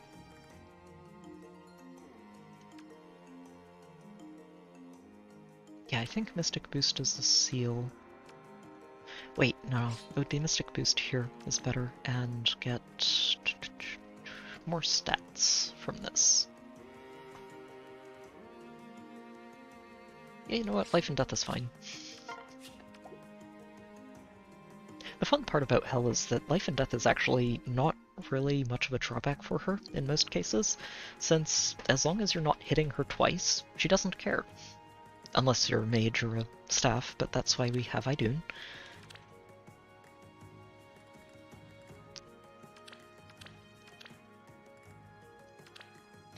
And she shouldn't need the res either, so as long as we've got a... oh wait, that's what Lilith can be using, is res opening. Where is it? I don't have it on you? Ah, well, we'll have to give you that. Yeah, and if... wait, no, Elmine's the one who needs to... oh wait, no, Elmine gives it to her by default. I forgot. Elmine has 6 attack and defense as visible bonuses attached to her weapon, which is very good. Yeah, this team should do pretty well, I think. We'll go ahead and give you even more speed. This is going to be a very speedy Idun. Oh wait, and I did give her attack speed and you're safe. Excellent. Full speed, let's go. It seems like a meme until she actually starts getting a legitimate amount of speed out of all of this. Elliott's giving her 12, she's getting +4 from being a bonus unit, so that's... wait, that's right. If she's a bonus unit, then Hel's really going to have a hard time lining this up. I might have to switch out Elliot, but she's getting very speedy. This is +14 speed, 19 with her weapon. She's got 53 speed with no outside support whatsoever, and that, yeah, honestly does a lot of work, especially when she's got this for null follow-up. I would like to get her Dragon Wall at some point, but I might wait to see what the Tier 4 version of Dragon Wall has attached instead. Back into raiding parties. Ashe would be a fun one. I don't know if I'm going to be able to go for Ashe here. I might just run out of summoner supports. But this team is always going to be used. We are... oh, let me edit this because I actually ended up deciding that this was the better skill to have on an offense team. Mostly because it cranks up to 9 instead of 6, and the extra speed can actually make a very big difference when she's attacking 2 slower units. So, Edelgard with Florina. Wait, I didn't lock that team, did I? No. Okay. I'll have to do some polishing after the stream, I think, but that's okay. Since this is mostly just about showing the nonsense that you can pull with this, I think what I do is actually give Florina reposition this time around, and HP, HP, and this is fine. Maybe Smite. Yeah, if we give her Smite, that's actually a good one too. Usually I give Smite to Bernie, but I think Bernie can just be the one holding on to Reciprocal Aid here.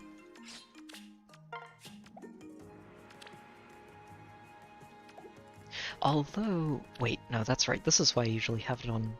Okay, so the reason I usually give this to Florina is so that she can pick one of multiple allies to swap her health with, and it doesn't tie her down quite as much. Wait, hold on. I need the other peony. My other peony is minus HP. Wait, why is... Where's my other peony? Oh, she's all the way up here. And this is the one I want. Right, okay. Losing track. I really should try and get a crossbar attack for you. It would help.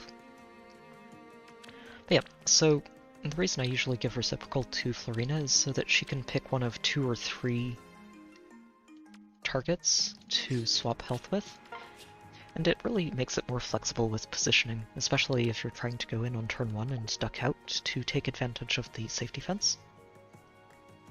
Now, I was actually seriously considering a more recent addition to our barracks for this team this week in Seether, who would be carrying a Phantom Res Seal.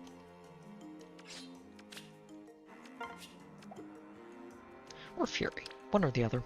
I might actually go with Fury, since the idea I'm having here is that Seether helps a lot for locking down potentially multiple enemy units after Sadelgard finishes just cleaning out most of the major threats, especially on turn 3, where you might be trying to navigate around things to reach the ether pots. Ooh, yeah, I haven't actually looked too hard at Nazarfine, but I think it was a pretty decent one, wasn't it? Yeah, I feel like she's underrated just because she's never been super strong, but a lot of units end up being really good like that. Like, just to use one of my own examples in Garnev. People underestimate him constantly, and he, as long as he gets to attack properly, he usually makes them pay for it. So, yeah, I'm kind of looking at this. What I might end up doing instead is just plunking Eliwood on the team. But if I use Eliwood, I would also need to work in a Beast or Dragon. So I think Seether might be the right fit here. Being able to shut down, like, up to 3 units, depending on positioning, is pretty hilarious. And with Wings of Mercy, she's got options for actually navigating a map that don't necessarily involve Florina. I do think that the Wings of Mercy version would probably be best if I had Fury on Edelgard instead of Heavy Blade 4, but I really do like the extra damage that Heavy Blade 4 offers. So we're probably going to stick with this. Might even give her a Trace. Does she have Trace by default? No. Yes, Chill. But I might want to give her a Trace skill just to help her navigate the map a little bit better. This is honestly one of my favorite teams in Chaos Weeks. It feels so hard to stop because when your defense doesn't have bonus stats, Edelgard tends to just demolish almost anything that comes her way, and yeah, it's pretty spooky. Also planning to have a Byleth or ranged specialist Byleth with a near save bodyguard, probably Robin, since Robin's also a bonus unit. But we could also just park Idun in there, since we're using her on another team already. And Idun can do pretty well with that. Yeah. Oh, that's right, Idun would want to have distant counter on this team, not breath. Being a little silly with that. Like I said, these teams will need some polishing later, but it's mostly just about figuring out what types of teams I'm going to be using this week, and making sure that I've got all the bases covered. I have Gale Force. This would be melee with far save, or far save with melee. Ranged specialist with near save, and I already have a far save with melee specialist. I usually like to have one of each instead of going full save ball, and you can't actually do a full save ball in Chaos Weeks, along with a hit and run option and a Vantage option and a Gale Force option. Those are the 5 types of teams that I usually aim for when I'm just building things for another season. And as long as I can cover all of those, usually there's a way to clear whatever defense I run into. So these two would be a very solid pair for a melee ranged. The only question is who to support them with, and that's probably going to be Elamine. Elamine, well, she's just very good, honestly.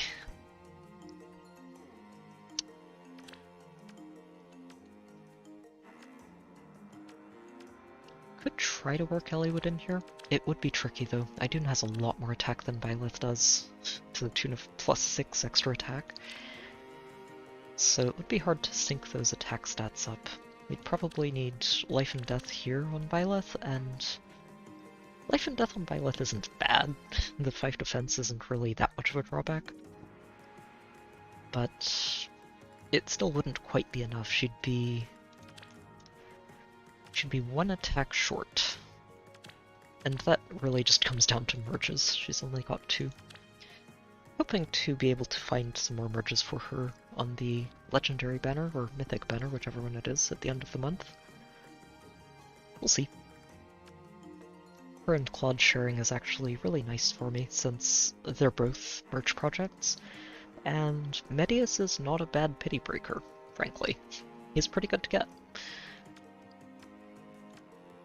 Let's see. What other supports could we use? Could go with Fjorm, but I'd probably have Byleth with Unity, so Fjorm's not really the best support, even if she does bring Isolation along. Could bring Milla, which Milla's not actually somebody I use too often in Chaos Weeks, but she's still really, really good there. And it should be further down. There you are. That gives us False Start and Isolation to work with, which feels a bit like overkill, but at the same time, is it really? I don't think so. I think it's completely understandable and acceptable. Maybe not for whoever gets hit by this, but considering just how much nonsense defense teams can actually stack and get bonus stats with this coming week, I think it's going to be very important to have solid bonus week offense carries, because otherwise you're just going to get stat checked.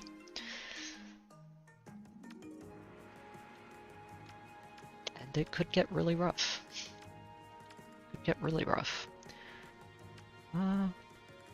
Oh, a dancer. Oh, I know who to put on this team all of a sudden. I need a dancer, and Idun specifically is going to want breath, so Dinian. I think she's in book 6. Yeah. Yeah, this team should work out pretty well. And the best part is she can actually run double tactics for attack and speed, which lets both Byleth and Idun have access to a full spectrum of buffs. Very good. That works nicely.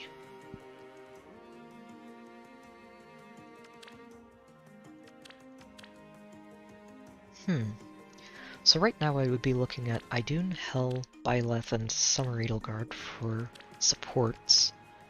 Might just use Vantage Adel, actually.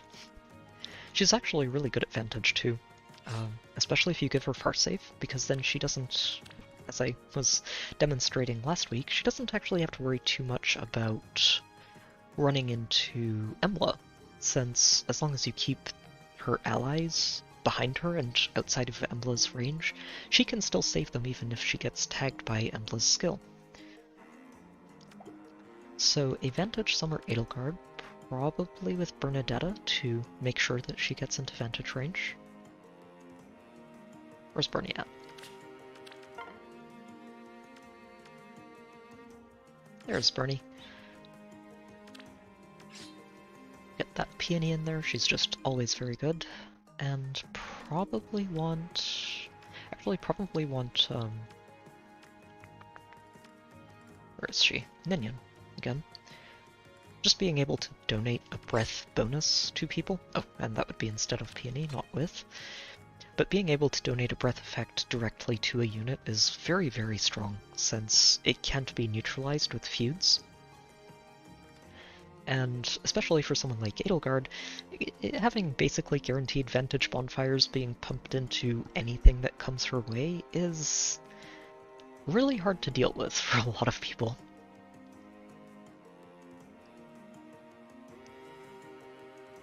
Yeah, I think this is a good core to work with, and then we're just looking for more supports, which would probably be Elliewood. Give her a little bit more mobility to play with, and a pile of extra attack from anywhere on the map, and immunity to panic.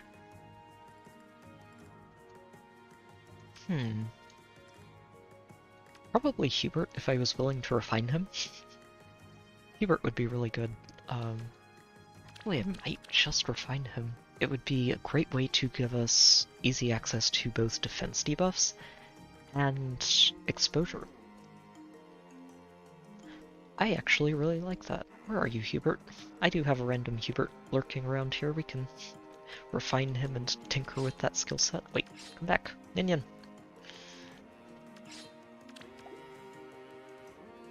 Do you have enough? Okay, you have enough SP to at least learn your new weapon.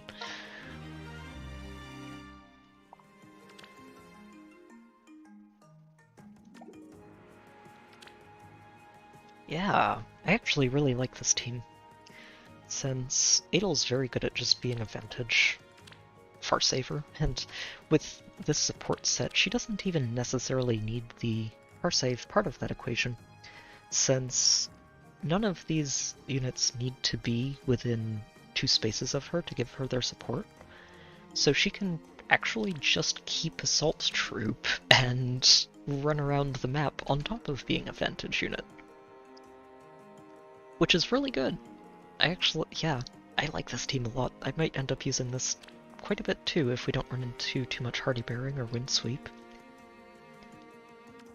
Byleth is a kind of pseudo-Vantage option as well, so I might want a dedicated ranged tank to go with Idun. Let's see, who have we got in Book 6 that I can turn into a ranged tank? Actually, could just go with Lakearn again.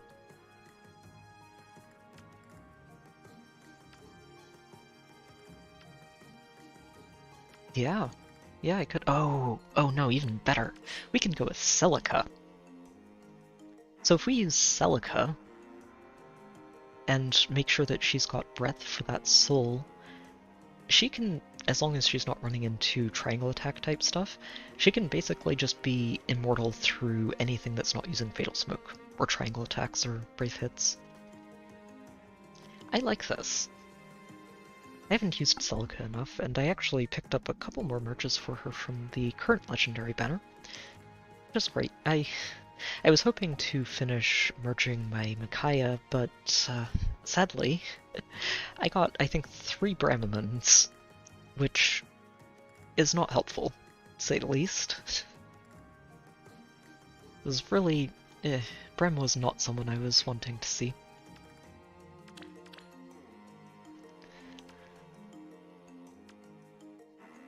Let's see. Clear this up, and let's get...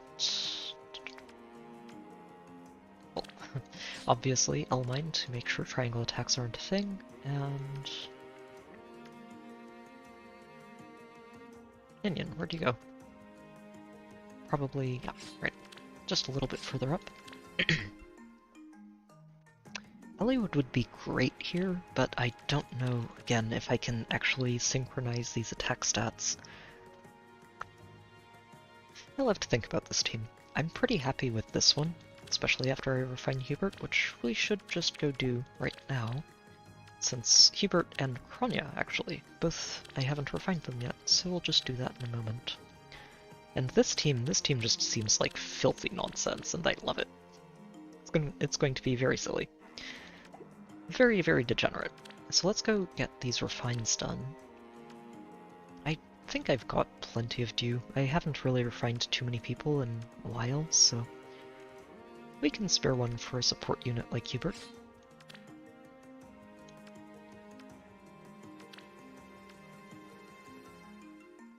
Oh wow, yeah, so it's rally or movement assist? That's... oh, that's really, really good. Yeah. Go ahead and grab that, Hubert, and I will figure out some other skills to give you, but this is actually... yeah. I'm glad I kept this one random Hubert, since he doesn't actually need merges or anything to do his job, and his job is just to enable Edelgard, which I'm sure he's completely happy with. And Kronya, who I was surprised to realize earlier today that I did not actually refine yet. I've been a bit distracted.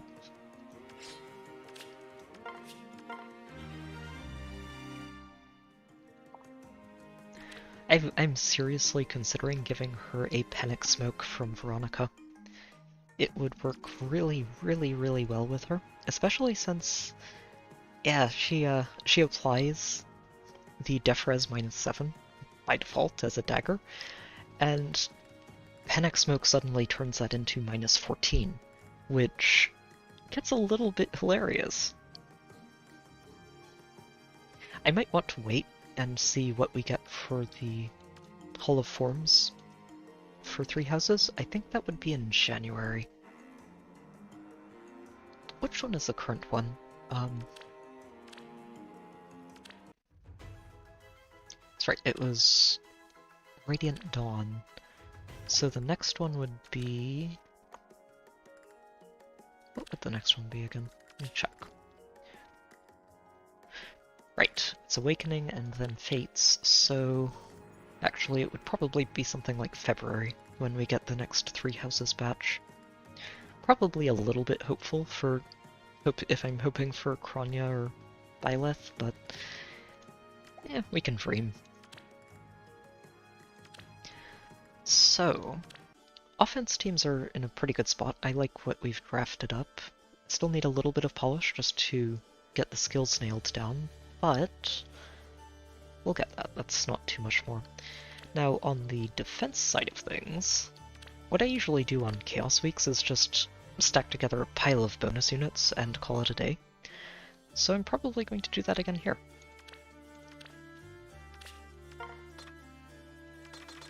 So, Book 6. Only Book 6. And Mirabilis, because Mirabilis is also a bonus unit for the bonus mythic, which honestly is great because, well, it's great when you're building the defense because it just makes everything very, very easy. Because she's a dancer, she fits very easily into whatever you want. Oh wait, no, hold on. We want to keep that Book 6. So, who are we going to put in here? Who can I show off? Some Edelgards, not bad.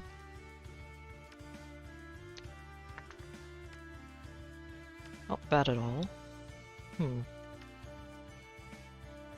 Celica, Byleth. There's Arvel, who's a bonus unit, oh no.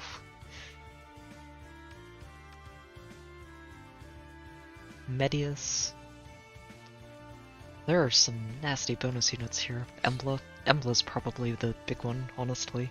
Although, I say that and then immediately remember that Embla is a bonus unit, but so is Elamine, and Elamine can be used this season with Embla, so Embla's not actually going to be as consistent as you might like.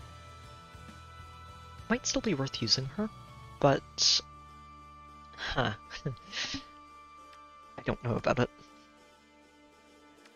I might just run a double save with Idun and Edelgard, and see what we get from that. Byleth probably isn't a good idea here either, since, again, Elamine. Elamine is pretty big, especially since she's a bonus, and everyone's going to be using her. Could use Chrom.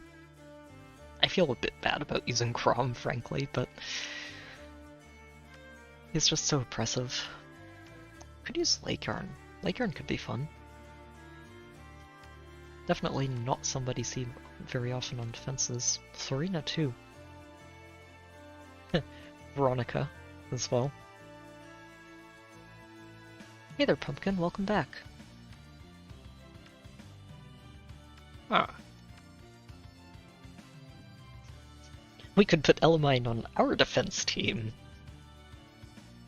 Oh, that's right, thank you, Solar. I probably would have realized that when I shifted Edelgard over to a save, so... yeah, it's one or the other. It's been a while since I really thought about Chaos defenses. What I might do is I'll keep Idun here, and get Lorena on this team. Oops. Said I would keep Idun.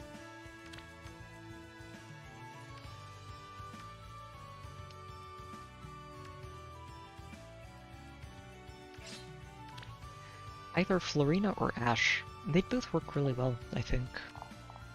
Or you could use both, which gets all kinds of degenerate.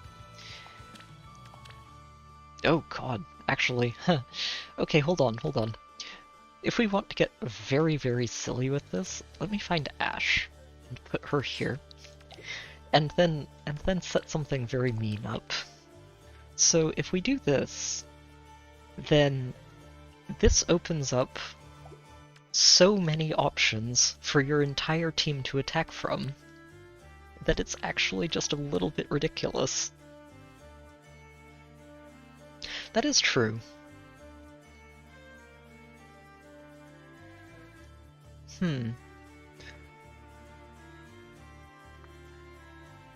Yeah, so if you isolate Embla, then you're not isolating the Catria, who was probably going to wreck your save ball anyway. Or save unit, rather. This just feels hilarious, though. If you have, you'd probably only be able to get away with one ranged unit doing this. Maybe two. But then you just have warps for days. And you can't really... Jeez, the amount of threat range this has without using a single cavalry unit is a little bit silly. I love it. So I'm curious, if we just do this... Let's move you over here for now.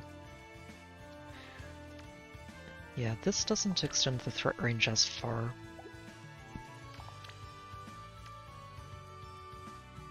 Yeah, you'd want them on the front. But this just gets silly. Wow. You basically cover almost the entire map in threat areas. And the defense can't, unless they bring Gatekeeper or Myr, they can't really do much to mitigate this. You'd probably want a Farsave, and then keep Florina safe.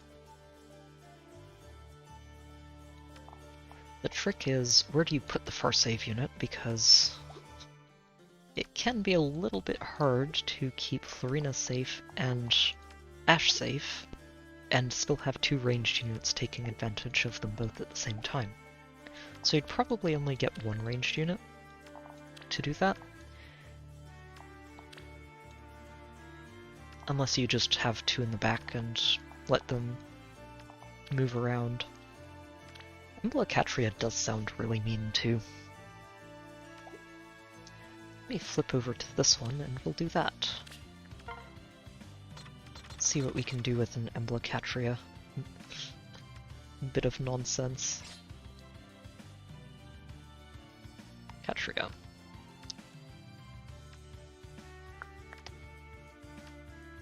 Where is she? Right there. I'm blind. Absolutely blind sometimes. It scrolls up past her, scrolls down past her. Eventually we figure out where she is. And Mirabilis is a flyer. There you are. So we've got green and red melee. Who else can we include from book 6?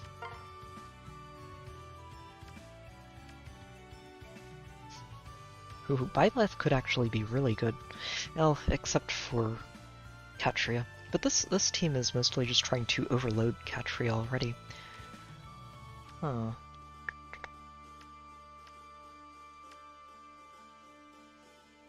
Could always include Brave Crom.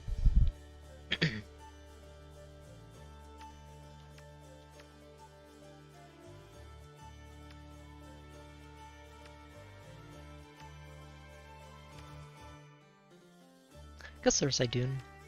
Yeah, Idun would probably be the blue melee, and then you want... I think Byleth? Or, sorry, Byleth, Celica. And... who else?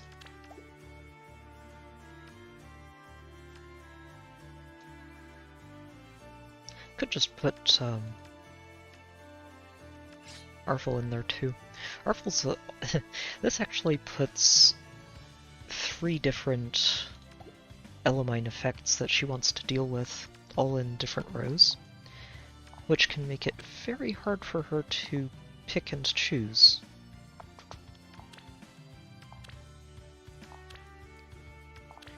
She probably wants to be on the back line. Let's see. Yeah, because she gets out to here.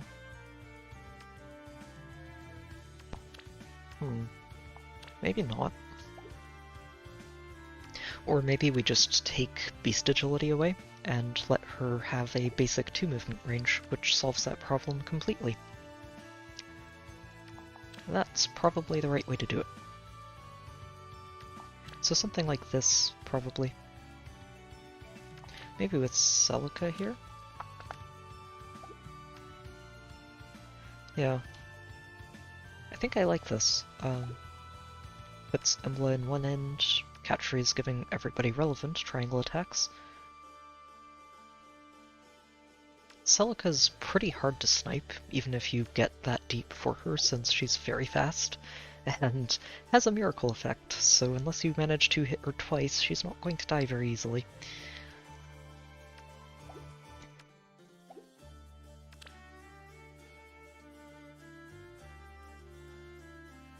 So, I wonder if my, Fatal,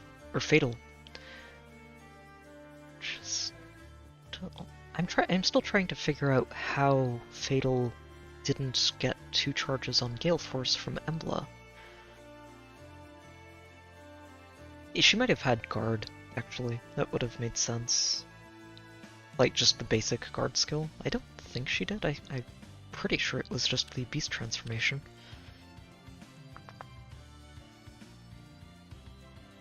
Yeah, she just has null guard for herself. She does not... Oh, yeah, okay, never mind. She does have... I just didn't read far enough in. There's the guard. Okay. So that's good to keep in mind when I'm using my Beast Force team going forward, is that Embla does apply guards, so you need tempo if you want to be consistent. Either tempo or hit her second, after your Gale Force is already triggered. Or third in Edelgard's case. Kind of want to put Arvel in a 3rd column, but... I feel like Bonus Week Arvel should actually be able to contest Embla. Or Embla, Elamine. Yeah. So, actually, maybe what we do is we put Arvel here. And that just makes it very hard to choose. Or if we put Catchery over here. There we go. Then we just have one effect in every column, and suddenly that's very difficult for people to actually choose what to hit with False Start. Kinda like this. I do think Seether is going to start showing up a lot in this Chaos Week, since this will be the first week we have her available to use, and that could make things very interesting, to say the least.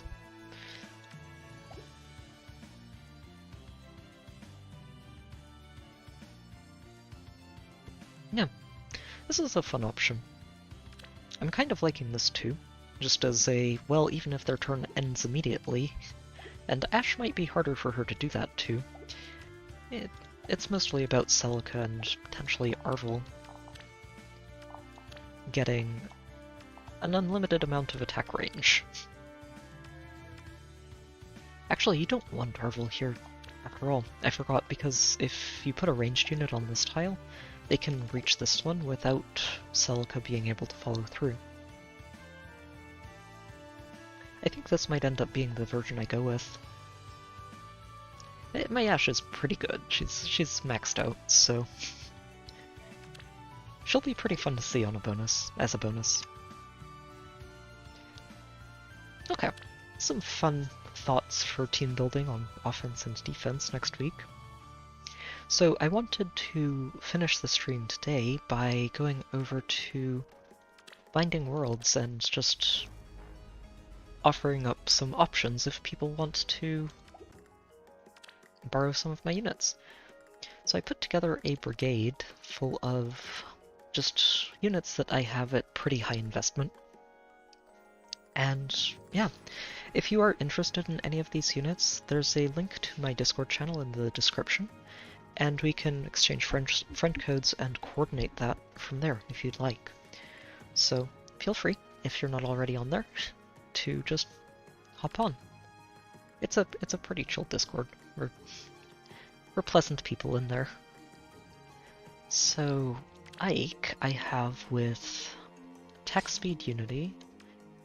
Sadly I don't have Ruptured Sky on him, so yeah, Gale Force is about the best thing I can offer you there. But I do have some fun stuff like Frenzy or Nulsi Disrupt, and Joint Drive Attack, or Pulse Smoke if you want those. There's also, of course, Zelgius, who's my pride and joy, who's got quite a few options if you want to borrow him. He's got the Arcane Weapon. I also have a Winter Rapier for him. I think the Arcane Weapon's probably the bigger one, but just in case. Also don't have Ruptured Sky on him, but he's mostly going to want Black Luna instead, so I don't think that's too big a deal. He's also got Deathblow, Kestrel Stance, or Sturdy Stance or Sturdy Posture if you want those. Also has Close Defense 4 and Attack Speed Bond 4, and Attack Def Unity, Speed Def Bond. Basically every fighter skill in the game, Savvy and Hardy both. It's also got some Joint Drives, Joint Hone. It's got a Menace if you want that, Armored Stride, Attack Speed Near Save, which is probably going to be the big one for a lot of people, and Attack Def if you want that instead. Also have a pretty solid Ashnord, even if he hasn't featured in too many of my matches in a long time. I would love to get him back off the bench at some point, but we'll see. In the meantime, he does have some fun options. No Arcane Weapon for him, I only got, I think, the one leaf, so don't really have any of those to pass around. He does have Ruptured Sky, and Fury, Sturdy Impact, Close Defense 4. I do also have Guard Bearing and AD Trace for him, along with Attack Speed Rain and Menace. So he's got some good stuff.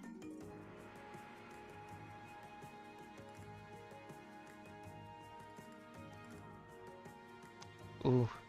Well, I think it can be a little bit unfortunate to lose your progress like that, Sign, but on the other hand, you can take what you've learned from the first try and make better choices along the way on the second, and hopefully get better luck with which blades land on which characters.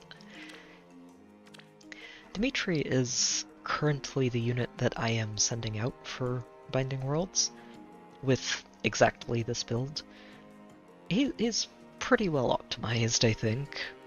I don't have Godlike Reflexes or Speed Smoke on him yet. They're things I'm thinking about giving to him, but haven't quite done yet. He does also have Ruptured Sky if you happen to want that over Vital Astra. Also Flashing Blade 4, and he's also got a Ninja Naginata. So I should probably actually give that to him here, since it's a weapon that he doesn't necessarily have baseline. But that's not too deep in the game then, so not too much progress lost, right? It's early chapters yet. But yeah, he's got a premium rally. He's also got attack speed solo and ideal, if you want those instead of finish. He's got no follow-up and spurn. I should give him spurn as well. Just load him with all of the skills people might want to use. Joint drive attack, panic smoke. Dimitri is another one that I'm really seriously considering giving panic smoke 4 to. It would work really well with his kit. I did get a couple of extra Veronicas, I'm just not sure if I want to merge her or use her for panic smoke right now. So, kind of sitting on the fence with that. There we go. Extra fun stuff for any Dimitri fans out there. Also have a very, very solid Tsubasa here, who I'm hoping is going to get a refine in the not-too-distant future. I've actually gotten 2 formas of her now. I got her the first time around with, I think it was Pegasus Flight? Yeah, Pegasus Flight, and I got her Near Trace from... Wait, no, I got Near Trace in the first haul, I think, and Flow Feather from the second one. She's also got Clash, which is a lot of fun, and Speed Def Rain, and Assault Troop. Assault Troop is one of those skills that you don't really see too often outside of armors, but I think it works really well on flyers, since unlike armors, they can move diagonally by default, and they're not limited by mountains when it comes to Assault Troop. So, yeah, I think it's actually an underutilized skill for flyers, partly because it's only available from Summer Edelgard right now, but also a really, really good one for flyers. I've got Brave Ike, who I haven't put too much into in a while. He's mostly just got some baseline stuff, but if you do want a Green Dual Infantry Ike with Nulsi or Null Follow-Up, I do have him available. He also has Times Pulse, so it's fun stuff. Also Surtur, who is patiently waiting for his refine. He's another one that I'm very tempted to give an Arcane Downfall to, since it would work out pretty well for him.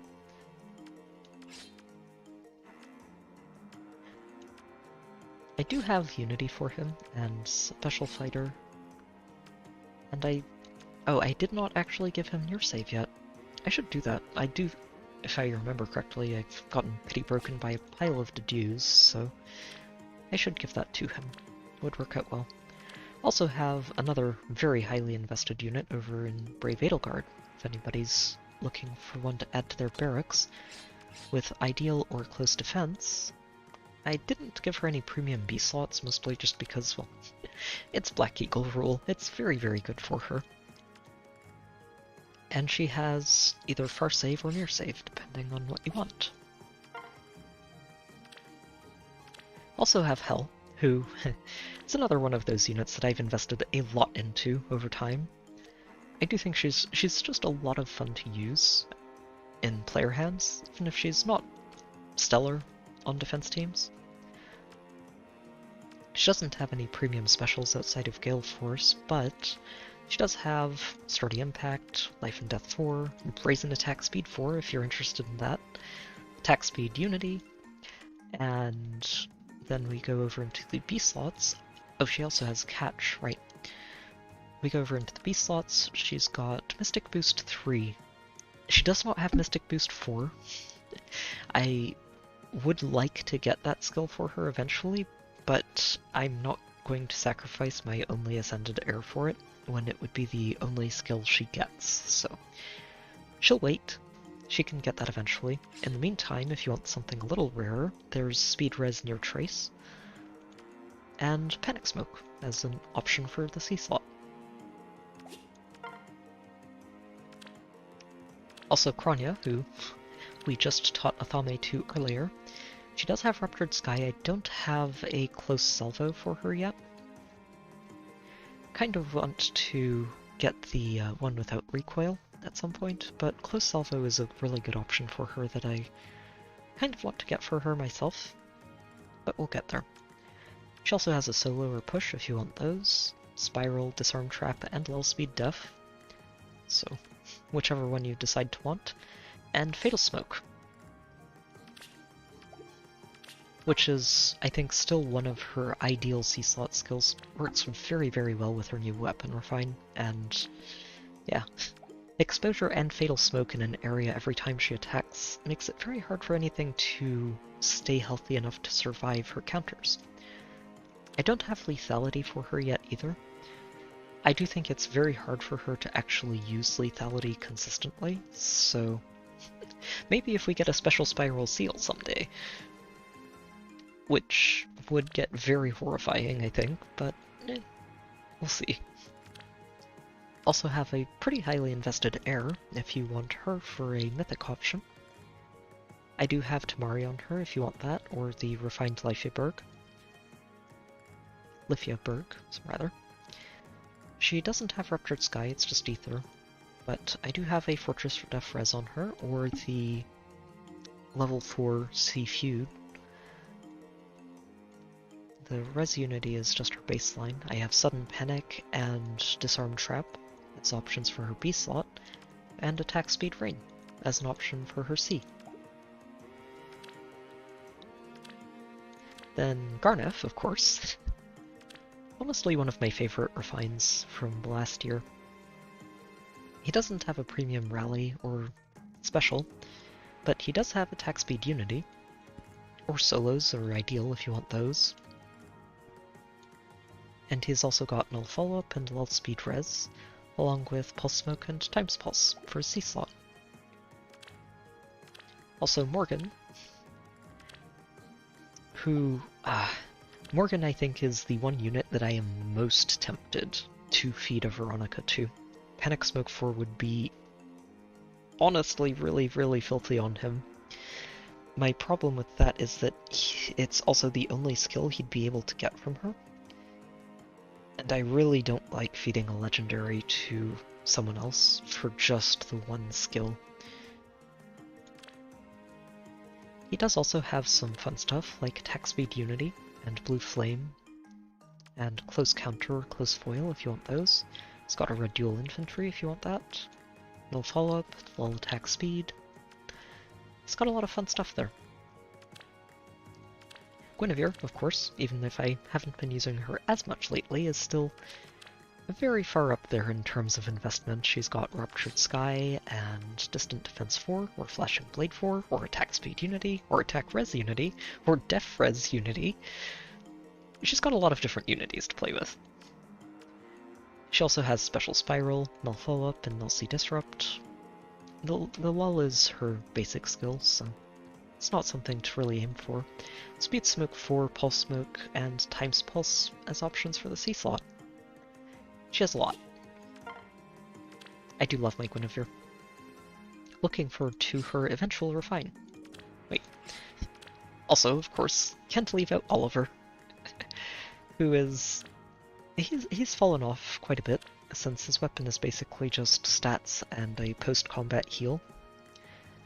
But I am looking forward to a potential rearmed blue tome, especially if it's the version that we've seen in game with Bruno.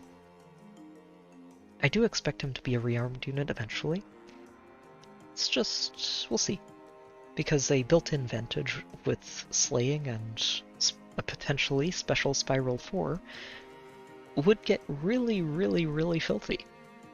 Especially on someone like Oliver, who can just shoot out some very powerful icebergs on demand. He's also got Rally Up and Ruptured Sky, of course, along with the Attack Speed Unity and Steady Posture if you want that instead.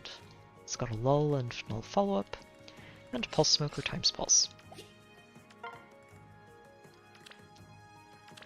Selka, who I actually ended up maxing out the Dragonflowers of, I think just yesterday, because I had enough and I'm looking forward to her refine.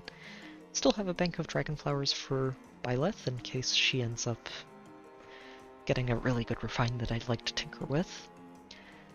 She's got a fairly basic set. It's mostly just for arena scoring with Ruptured Sky and Fury, Double Rally. She does have Flashing Blade if you'd like that instead, and Joint Drive Speed or Time Pulse to play with. I do have a Yune myself, if anybody's interested in her.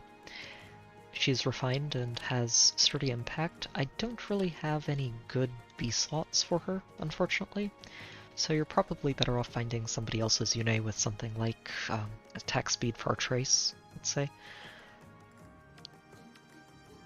But yeah, or well, speed res for Trace rather would be her ideal one.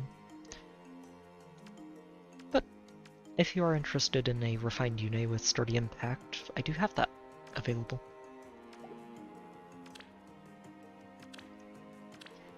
Also Brambund, who's not the most invested unit I have. It's mostly just sturdy impact and C-dual infantry. He doesn't have any premium stuff outside of the Times Pulse there. I could give him null follow-up if someone's interested in a null follow-up Brambund. I do have that available, and it's something that's always sort of tickled my mind about whether or not to give it to him, so I would be happy with an excuse to do that. Also have a very fun Naga with her refined Divine Breath. She has a premium rally, and sadly no premium specials because dragons aren't allowed to have fun with specials. But we'll get one eventually. She has Fortress Def Res, Life and Death, Mirror Impact, and Mirror Stance. Oops. Also has Distant Stance, which I think is one of the better ones to get for her here. I also have Sabotages for her. She can use these fairly effectively, but mostly only if you have her at very high investment. It takes a lot to push her res high enough for these to be consistent. I do also have Dragon's Ire for her, and Dragon Wall 3. C slots, she's mostly better off just keeping this, but I do have Panic Smoke for her if you want that. And I also have a pretty invested Milla. Who, I say pretty invested, it's mostly just about having her with a double rally, Fortress Def Res, and whichever Sabotage you happen to want. Sabotage defense on Milla is honestly one of the better investments I've made. She's very good at using it, and I use her on basically every team already. So, for the most part it turns out to be free stats, which is very nice. Also have Attack Res Menace if you want to use that for her instead of Turn Wheel, if you put her somewhere that isn't Aether Raids. And I think that's most of the Book 6 units. I do have most of the Book 6 units across the board, but most of them have basically stuck with their base kits for now. Shez is someone I'm thinking of investing into, but I haven't quite gotten there yet. And... sorry, I don't know why I'm saying Book 6. It's Book 4 and earlier here. Which is basically everybody who I've been talking about, right? Yes. Everyone here is Book 4 and earlier. But yeah, I do have a lot of units available here, so if I didn't talk about somebody in this little showcase, let me know, because I do have some other fun stuff in here. This Catria, for example. Altina is probably going to wait for her remix before anybody's too interested in that. Azura, too. I do have curtains and some other fun stuff on her. I've got curtains, I've got a lot of weapons for her. No Ruptured Sky yet, but she does have Fury 4, Swift Sparrow, Distant Counter, Sudden Panic. Yeah, Times Pulse.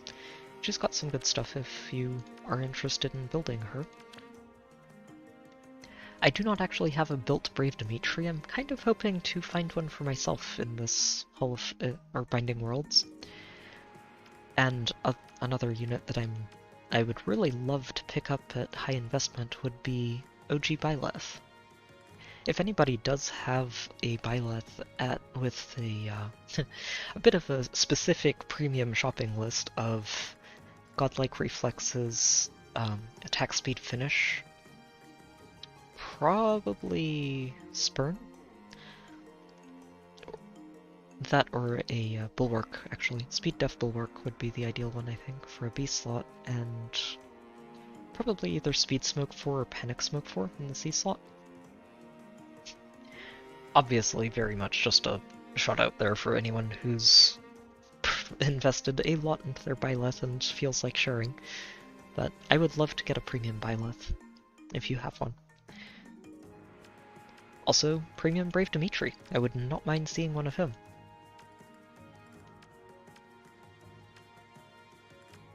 I'd ideally be looking for a Speed Def stance on him, and probably Pulse Smoke or Panic Smoke for the C slot. I'm not too worried about the B slot or the special since, well, he's pretty much straightforward on those.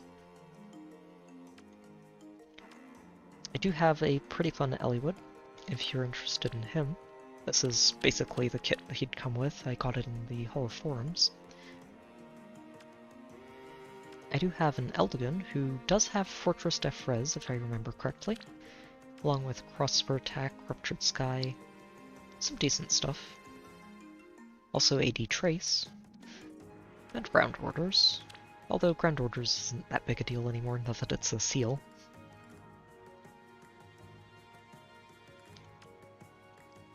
You also have a pretty fun Ingrid if you're interested in her, with Snare Trace, Surge Sparrow, Rain, and Ruptured Sky. There's Edelgard who honestly probably wants to wait for a refine before you spend a Binding Worlds token on her. And the same with Legendary Edelgard over here. Mine does have some fun stuff, but I don't know if you'd want to pick her up until we know what her remix looks like. I do have Fury on her and Close Defense, Heavy Blade 4. Don't have too much in her B slot, so there's that. I do have Armor March for her and Threaten Attack Defense 3, not the Menace, so it's not particularly good. I do have a pretty fun Wallheart. No Panic Smoke 4, sadly. The Forma came out a long time ago, and is not going to be something that we can get Panic Smoke 4 with unless we see him show up in the Hall of Forms again. I do have a fun Jill, who's basically got the same kit as Tsubasa over here. If you are interested in Jill or looking forward to a potential refine for her, this I think is a pretty decent baseline for her to work with. Also have a Lyn with Deadeye, her Refine, Impact. I didn't get the best Forma. I was really hoping to see Speed Def Far Trace for her, but she works if you're interested in that. I do have a Legendary Lyn too, with Null Follow-Up and her Refine. Not too much else there, so it would mostly just be for the merge and flowers and maybe Null Follow-Up. Haven't really invested in Brave Claude either, so not much there. OG Celica is mostly just the Refine and Fury 4, so not too much there. Oh, I did pick up Wedding Tharja, mostly just because I came out with a very, very good kit for her.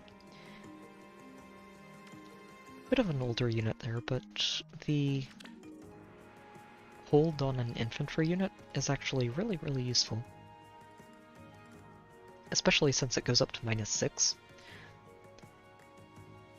I think she does still have a good niche to work with if you're interested in Tharja. I do have a pretty decent Summer Byleth, mostly for the Life and Death, Wind Sweep, and Speed Res Rain. I haven't given her hold yet, and I am also considering giving her attack speed Unity instead of Life and Death. Things to think about. Yeah, my Julia's basically just base kit, so not much to get there. Did get a pretty decent Lakearn Forma. Ruptured Sky, her Refine, Speed Res Trace. Sadly, I didn't get a good, I don't think I got a good A slot for her. Oh no, I did get Unity for her, I forgot about that. So yeah, no, got a very good Flaker Informa.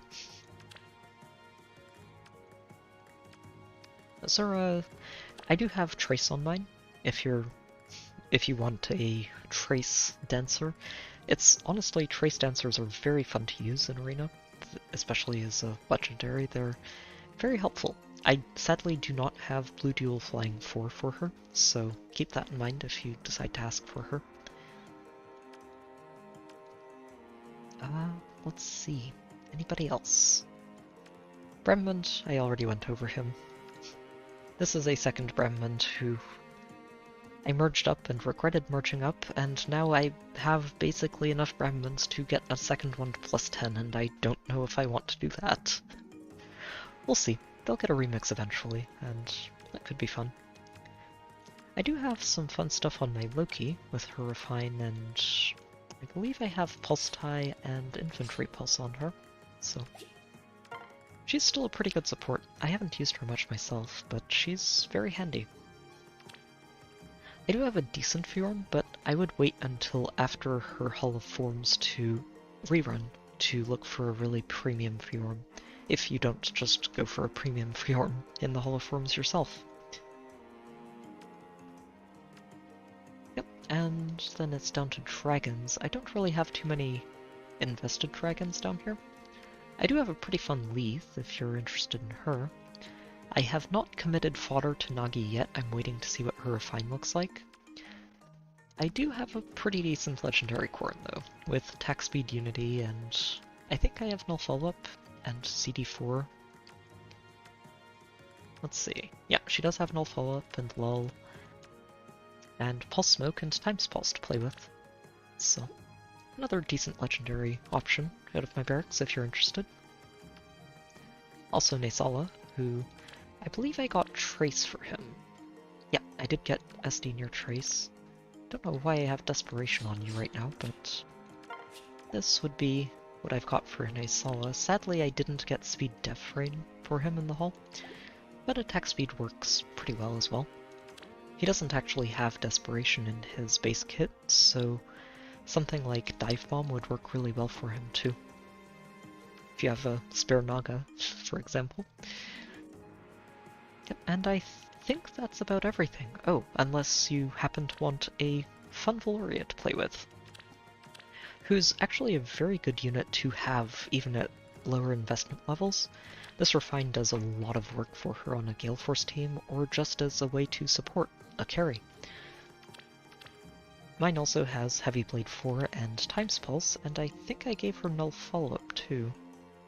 Oh, no, did not give her Null Follow-Up, so it's mostly just the Heavy Blade and Times Pulse. I could give her Null Follow-Up if someone specifically really wants that on her, but I think Wings of Mercy tends to be her better option. I did give Kanikas a Refine, but it's a fairly low investment Kanikas overall. It's mostly just ideal with near save and special fighter. He is there, though, if you're interested. And I think that's about everybody right now. Oh, actually, Raphael, who would be my latest Forma unit, if you're interested in him.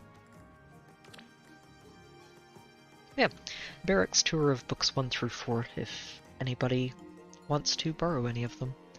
Like I said, I do have a link to my Discord in the description. That'll be the easiest way to coordinate this, I think. So if you are interested in any of these, or if you happen to have a Brave Dimitri or OG female Byleth who's kitted out, let me know. I would love to borrow them. Or let you borrow any of my units. I've got quite a few to share. But yeah, and I think that'll be about it for today. So to everybody who's tuned in, thank you. It's been great to have you along, and I'm sorry about the goof up during the offense matches there. We had a bit of a slip up with Blessings that I wasn't expecting to run into, and that first match with the Gale Force, I think I ended up overthinking that a bit, so sorry about those. we still made it through pretty cleanly once everything was sorted out, and had a good ending result. So, good stuff overall. Yeah, and feel free to let me know in the comments after the stream's done if you're just watching this after the fact, or don't get to comment before the stream is over. Let me know what you think of it, and whether or not you'd like to keep seeing these going forward. I am planning to keep doing these through December as much as I can. I might have to skip the week right after Christmas, but I'm hoping not to. We'll see. Outside of that, though, yeah, let me know what you think, and if you'd like to keep seeing these going forward. I'm hoping to be able to do some normal videos again. Maybe in January, although January might get a little cramped thanks to the release of Engage, followed shortly by Octopath Traveler 2. And yeah, we might be busy for a while. We'll see. Again, let me know what you think, and if you're interested in any of the units I've showed off here to borrow in Binding Worlds, Discord links in the description, so feel free to join us and hang out. Other than that, I hope everyone's had better luck than I did on defenses this week, and I wish you all the best in the coming week in what's looking to be a very spicy Chaos season. So, take care, good luck with your own matches, and I will see you all next time.